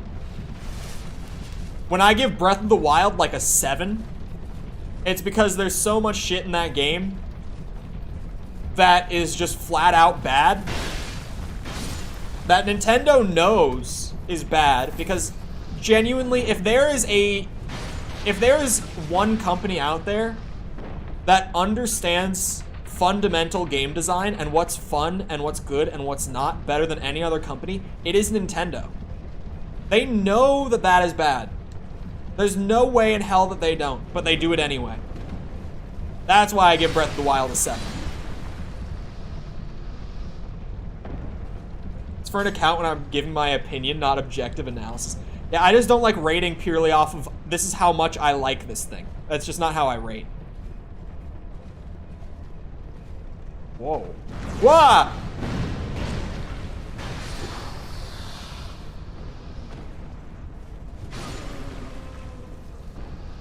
Link's crossbow training.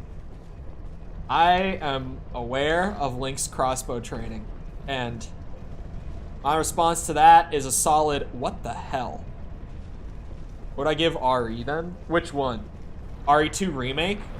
I would say like a 9. It's in the 9s. It's like a 9.2 probably. I feel good about a 9.2. I feel happy. Just as like a off the top of my head thought, I feel like a 9.2.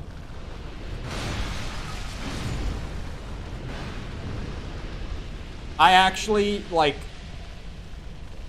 I haven't, to be fair, formally rated this, or RE2. actually, in fairness. I haven't properly, like, objectively, officially rated many games, because I'm only just starting to really consistently do those videos. But on the back of that thought, let me just say that I would give the RE4, oh no! I would give RE4, oh, remake, a 9.3. Like, I would give it 0.1 more than RE2. I think that the RE4 remake is a more well-made game than, I think it's probably the most well-designed Resident Evil game that we've ever gotten. Like, there are so few things that I can fault RE4 remake on, it's crazy. Spider-Man PS4 is a low 7. I feel like I haven't played it in such a long time, and I've only played it twice. I don't want to rate it off the top of my head, because someone will bring it up another time, and it'll bite me in the ass. I don't feel comfortable giving an off-the-top rating for Spider-Man PS4. What are some hot takes? Who's got crazy hot takes for game ratings? If it wasn't for hella bad frame drops, Tears of the Kingdom would be a 9.75. See me, I'm a single decimal guy. I would say Tears of the Kingdom, if I'm rating it as an open world game, which I am, I also do that, to be fair. I rate by genre as well, a lot of the time. I do rate by genre a lot. So, like, with Tears of the Kingdom, when I'm looking at it and I'm like, as an open world game, like, in the scheme of this genre, well, with that one, it's weird, like, open world is one of the genres I have to rate kind of by genre, because it's not a genre that I personally love. I would give it a 9.5. I would say Tears of the Kingdom is a 9.5. It's the highest rating I have given an open world game as well. Let that be known to the Breath of the Wild and Tears of the Kingdom fans. I would say 9.5 for Tears. And if I did a more objective analysis of Breath of the Wild, like as an open world game purely, I might bring it up from a 7. Because when I was not doing it by genre when I said 7 for Ocarina, for Breath of the Wild, I was just going off of like my total generic game scale. On that, it's like a 7. But I honestly shouldn't rate Breath of the Wild on that scale because I have a strong bias against open world games. And I won't act like I don't, because I do. Because open world games aren't shit games. But there's more shit open world games than good ones, to say the least. Like, that's underselling that by a long shot. I've played way less good open world games than bad ones. And even the good ones have some pretty shitty design most of the time, in terms of just like game design on a whole. So I don't like them. I have a bias against them, and I won't bullshit. Kirby's underrated due to difficulty? No, I think Kirby's underrated because people just don't buy it. Like, to put it as simply as we could, like, I don't think of Kirby as being a difficult game, and I'm bad at platformers. I actually can't really think of many games that are underrated due to difficulty. But, I love Kirby. I think Kirby is niche. Like, it at least in the modern day. Like, people don't buy Kirby games anymore. It's just kind of a thing. Like, hell, I like Kirby. I didn't even buy the new one where he eats the car. I didn't buy it. Oh my god, there's still one in there? Why? Kirby's just a little niche nowadays, right? Is that the boss door? Have I, like, skipped up to the boss? I don't think that last fog door was the boss door like I thought it was. Now that I'm seeing that one, I'm like, oh, that's the boss door. Lego Star Wars Skywalker Saga was not good, to be clear. 4 out of 10, maybe worse. 4 out of 10 is really low. Okay? 4 out of 10 is really low. For me to even go below a 5, if we're being honest, even being completely honest, for me to go down to a 5, I have to be somewhat personally offended by a game. Like a 5 generally, like if we go purely by number, 5 should be like, this is an average game. But the way that the entertainment industry is, 5 is not average. I literally typed 5 is inoffensive. No, 5 is like offensive, like moderate, or like slightly offensive, I would say. A little above slightly offensive. Because generally the way that ratings go in the entertainment industry, 5 is not like, this is an average game. 5 is like, this is a bad game, or movie, or show, or whatever. If you see something rated a 5, you know that it's bad. If you see something rated under a 7, you know that it's bad. I feel like 7, in terms of like the modern entertainment industry, that's the average. Like the average score is a 7 nowadays. I don't like it, but that's definitely the case. Like the average rating is a 7. And I try to like kind of stick by that too. Because like I've just, the more and more reviews you see, it's like, yeah. You start to worry about something's quality when it starts to hover around 7, right? On like aggregate. That when you see an aggregate of like about 7, a little under, a little over, like if you see like a 7.2, you're gonna be like, okay, it's not bad, but it has a lot of problems that bring it down to that. Like that's kind of, at least the way I see it. Whereas like that, you see like Diablo 4 at like an 8.8, and it's like, damn, that's pretty good. Like that's pretty impressive. If a game's getting an 8.8 on average, that's got to be a good game, like a really solid game. Fit stupid people rating. Yeah, I feel like stupid people rating, in all fairness, is normal. Like, we can sit here and say stupid people rating, but that's like the way normal people rate things, is stupid people rating. The way that I look at things in terms of like industry, that's not normal. That's irregular. Ow. Okay, this is crazy. Just crazy enough to be perfect for FromSoft. We threw the boss in a poison swamp. You sit in the poison while you fight the boss. Yeah, that sounds about right.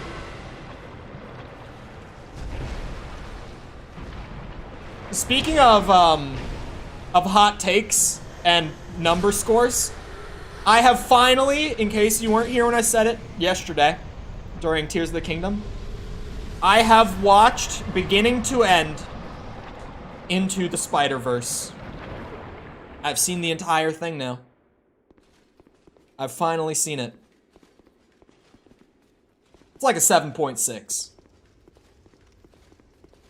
I think the hype ruined it for me a little bit. Like I liked the movie a lot. But because I had heard that it was like the Spider-Man movie, I went in and expecting a lot more than I got. Saw it today. Into. Emphasis on into. Into. The first one. First one. Not the new one. The first one. I haven't seen the new one. I need to leave and think on this. I thought about it. I haven't had a whole lot of time on like that after movie thought. But really, my big thing was that the pacing in Into the Spider-Verse is pretty bad. What the hell is this? How did I get here? Hello, Mickle. My baby is now 2 months old. Add 1 to the beardathon, everybody. Please consider brain surgery. No. Hear me out. Hear me out. They tried to do too much in too little time. And I loved so many of the ideas that they threw around or things that they tried to do. They don't even do that much. That's the problem. They play with so many things that they never actually, like, go through with. Like, they never really flesh it out. One of the ones that upset me the most, starting to think that Cole just has bad takes. Listen. One of the ones that upset me the most was Spider-Gwen. She got done so dirty in that movie. And by that, I mean, she didn't really get anything done. She was just there. And I was super hyped for Spider-Gwen in a movie. Even when I heard about it years ago, I was like, oh, that's gonna be dope. And then she was just there.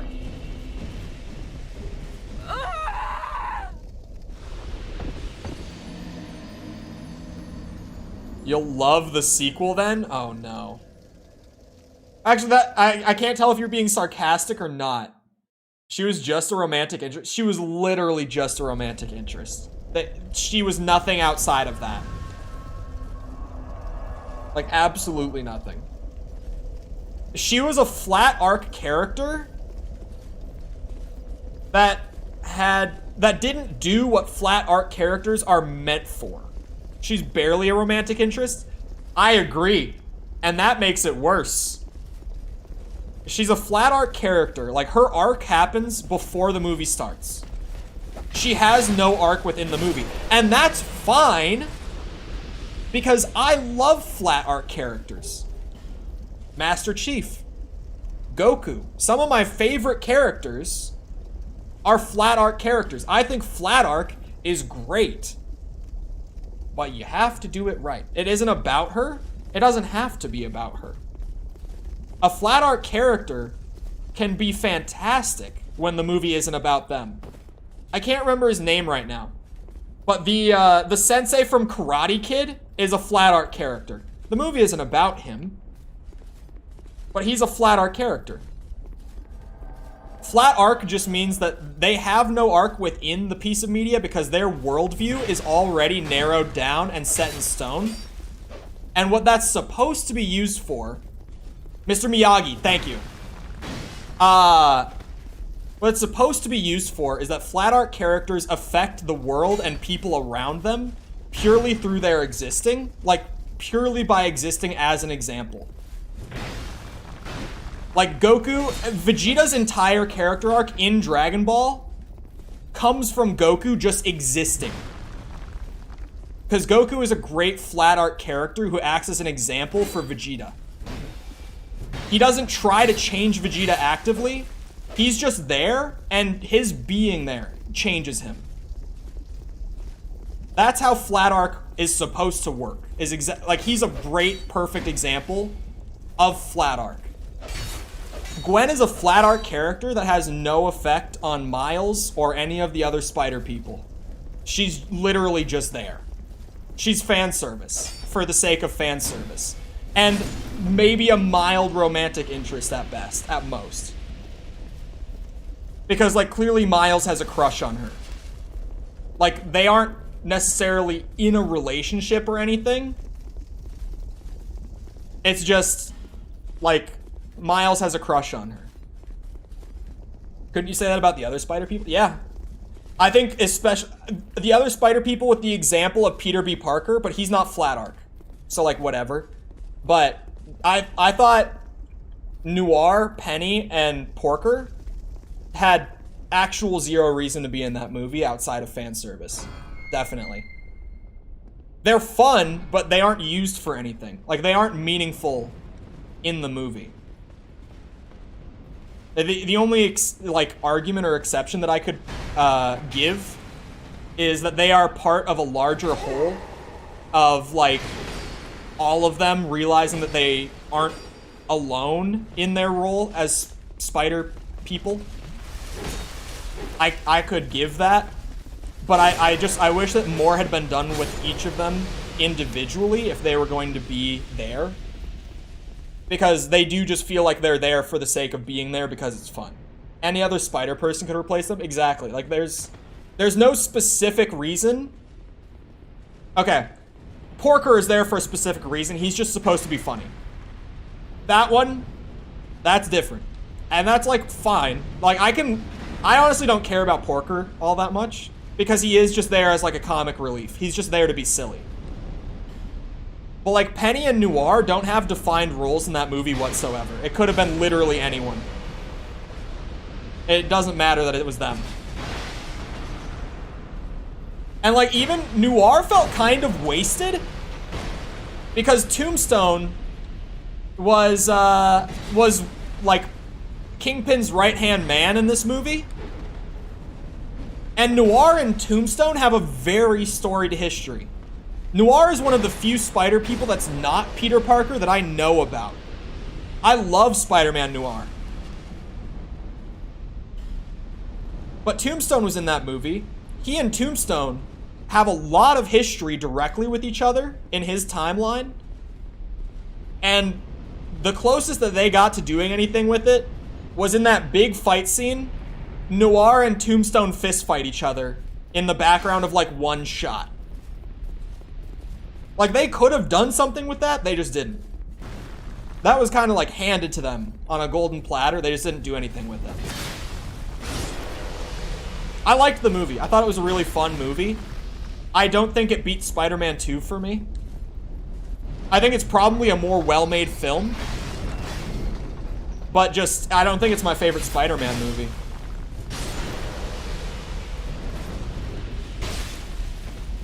Spider-Verse hard mid.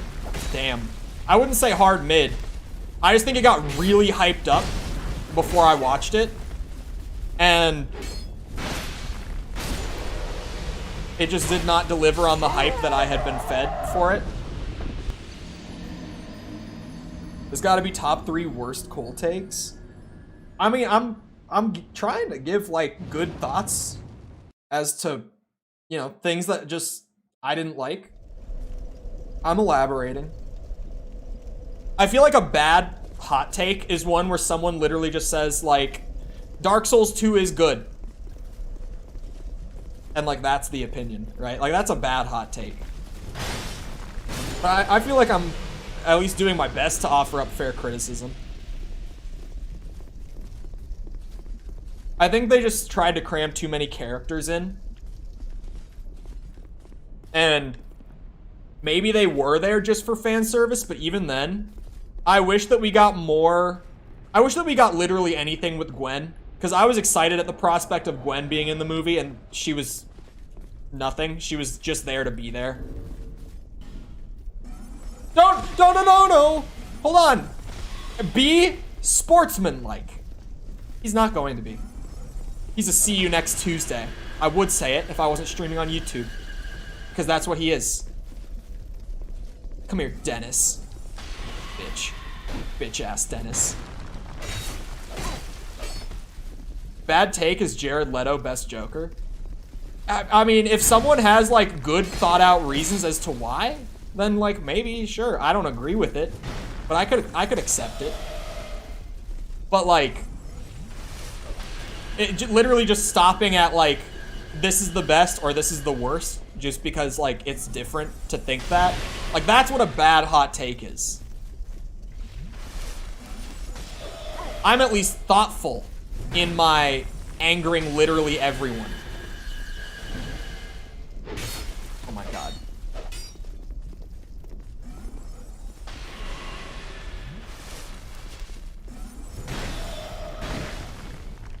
Why does he have so much health? This sword deals so much damage. Why does he have so much health?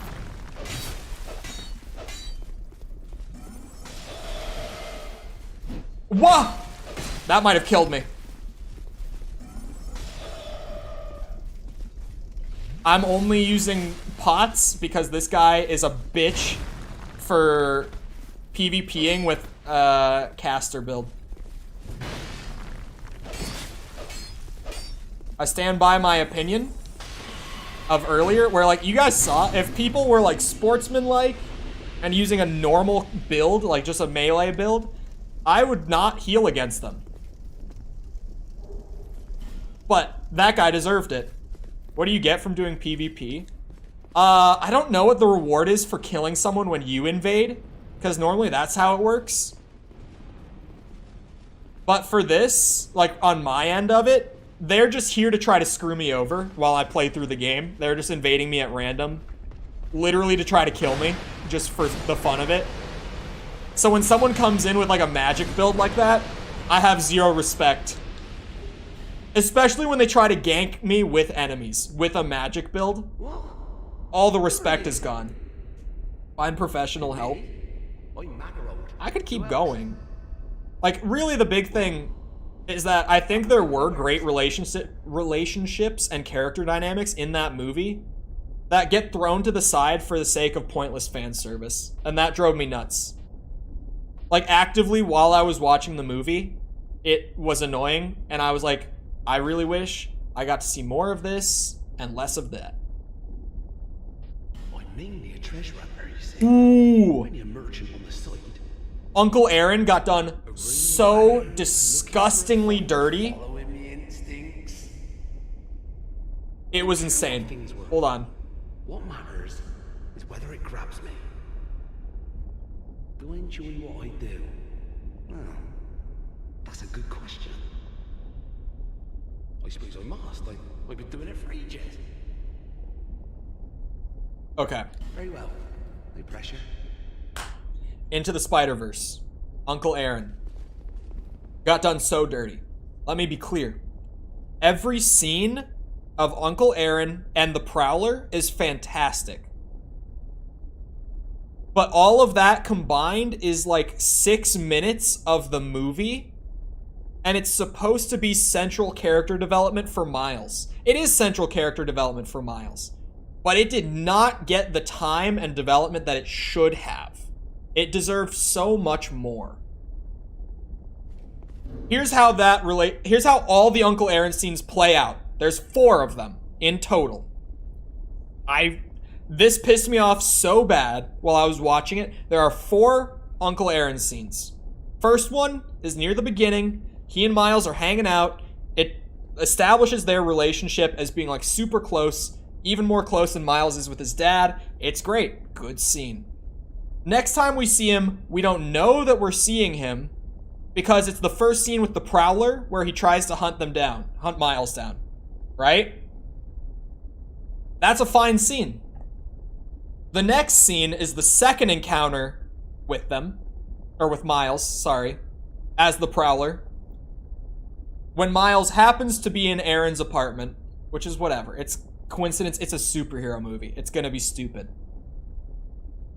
He unmasks in front of literally the second scene with the Prowler, they do the reveal that it's Aaron.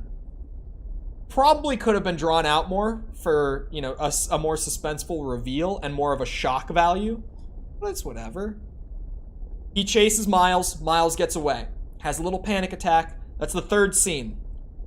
The next scene, after that reveal, that we see Aaron in. They're fighting. Miles shows Aaron that he's the Spider-Man he's been hunting. Aaron hesitates. He gets shot in the back. In the same minute that he discovers that Miles is Spider-Man, he gets killed. There's no, like, we don't get to see how that affects them, their dynamic with one another. We don't get to see if maybe Prowler might turn on Kingpin. It's just immediately as that moment happens, it's cut off, and it's not even, like, acknowledged for the rest of the movie outside of Miles' dad trying to tell him that he's dead. There was so much that they could have done with that, and I got so hyped during the scene where Miles reveals to him that he's Spider-Man, and then instantly he gets killed. Pissed me off so bad. I don't know why the hell they did that. That's a relationship that they genuinely did way better in the game. You've quite unusual taste. GG Easy gone. It was so painful. Because there should have been so much with that. And there wasn't. There's good iron in these parts. An old king even used it to build a castle. But the thing was too heavy. It slowly sank into the ground. Fire spouted from the earth, and the place turned into this. At least, that's what I've been told. Not a bad story, eh? So, what'll it be? Anything for you today? No. Not that you have. The one thing he has... Oh, wait. Wait, carvings? That say things? I don't know what the hell those are actually used for.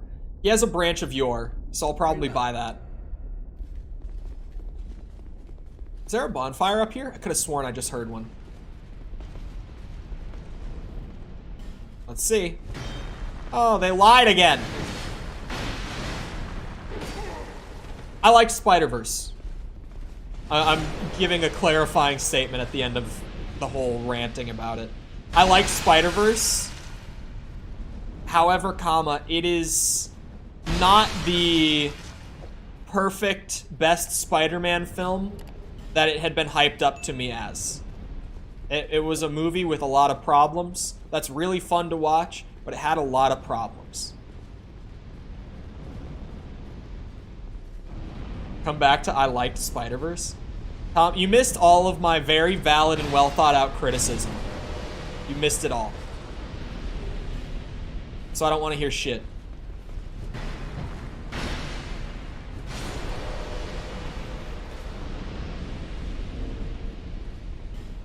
I did like it, to be overly clear. I did actually, like, I liked the movie. It was fun. It just had a lot of problems, and I don't think that it was better than, like, Spider-Man 2. I think that every Spider-Man movie is flawed, unfortunately. It's my favorite superhero. I love Spider-Man. He is genuinely my #1 superhero. But he has not had a movie that I can look at and on the whole be like, yeah, that's a great movie. And he's had a lot of movies. It's pretty unfortunate that that's the thing. Replying to your speaking in text is annoying, so I opted out. I talked a lot about character development. Ooh, that's a lot more armor. A lot about character development and wasted opportunity. Probably a solid 6. I said 7.5-ish. 7.6 maybe. I liked it. It just definitely could have been a lot better. It had a lot of flaws that I was not expecting it to have. Because I've heard for so long that it's like the best Spider-Man movie. Debate me. Had problems, man. Had problems. I'm looking at what I can swap out for equip load now. Because those leggings are so good. I'm trying to, like, optimize. See, like, that's awful. Prisoner's Hood does bring me below weight. But, like, Jesus. Hold on. What if we... Yeah, we swap the gloves, right? And that is barely a hit. And then we could do...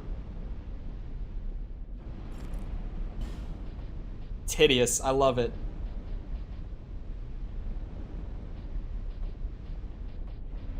Yeah, this is the new drip.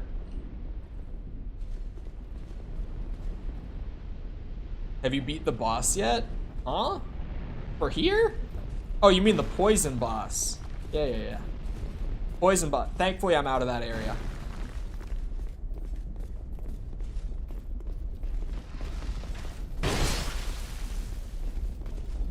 Do a Destiny type debate.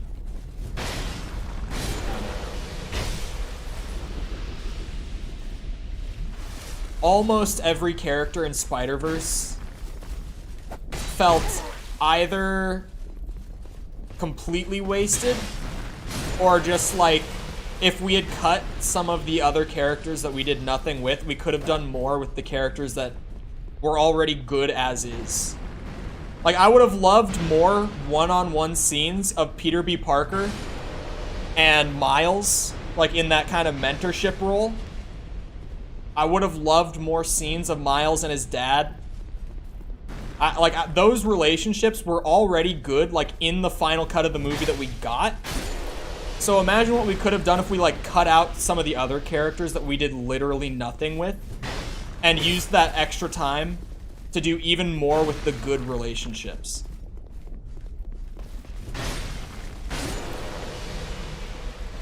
It could have been so much better. He hated Penny and Noir, by the way. I didn't hate them as they were. I just hate that we literally threw characters in because, like, oh, people think it's so cool that we have Noir in the movie, so let's just put him in there. And then, like, he had no reason to be there outside of, like, selling toys. And it's wild to me because, like, literally every Spider-Man fan will agree that, like, Spider-Man 3 Venom had no reason to be there and was just there to sell toys. But, like, as soon as I say this about, like, Spider-Man Noir being in Spider-Verse, it's like, well, no, that movie doesn't have problems. The hell?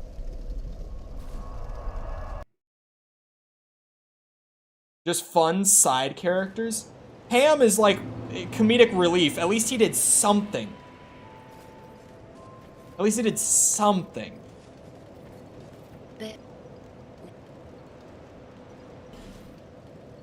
He was in it for 2 minutes. But, like, what if... He was in it for more than 2 minutes. Venom was the entire villain, and Venom was only the villain in Spider-Man 3 for the 3rd arc. He doesn't even appear until the end of the 2nd arc. But imagine if instead of having, like, these whole Spider People group conversations where the only important Spider person is Peter B. Parker and the rest of them are just there, what if we just used that time to have, like, meaningful one-on-one, like, back and forth with Miles and Peter B. Parker? Where, like, that relationship deepened and actually, like, did more. Because I loved that relationship, but it could have been even better. They're in it for so little time. It's all the times, like, in the spider cave, in the dorm, like, all the times that the entire group is there. No one else thinks it wasn't in depth. I'm not saying it wasn't. I'm saying, like, we just wasted time in a movie that was 2 hours. Like, it could have been longer, but, like, I get them fitting it into 2 hours. It's whatever. But, like, within what, for, like, superhero movies is already kind of, like, 30 minutes below the average.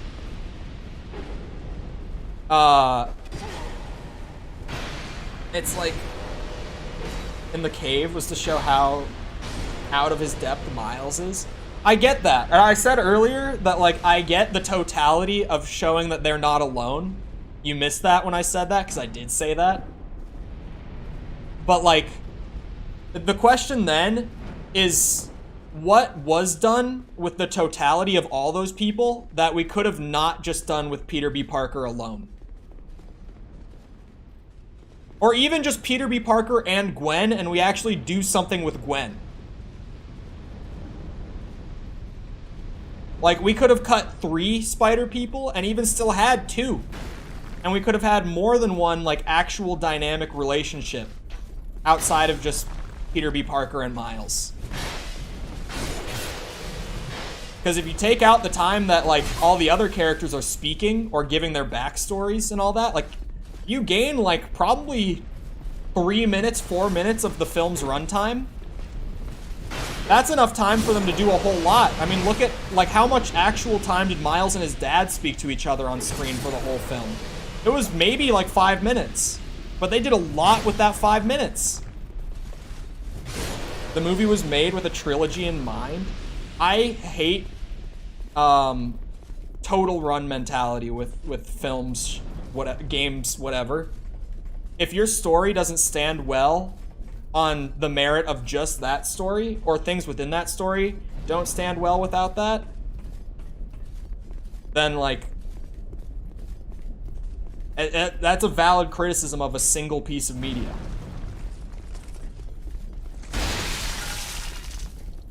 It's the big reason that Halo 5 is so hated narratively by the community. It does nothing on its own merit. It completely relies on outside lore and knowledge to tell a story that's not bad if you have that outside lore and knowledge, but no one has it.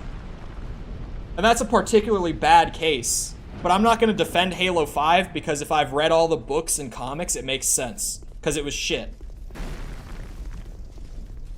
It was made to be a single film, then they decided to do more when it did well. It isn't even a good defense if it's true. I generally, like, even if it was true, it's such a, like, shitty defense for a story not being good on its own merit. Or, like, not feeling complete on its own merit. I've heard that the second movie actually, like, that's a lot of people who don't like the second movie as much as the first are saying that, like, it's literally one half of a whole because, like, from what I've heard, from what people have told me, apparently the new Spider-Verse, like, almost nothing actually gets resolved by the end of the movie, and it's all gonna feed over to the next one. That's just what I've heard.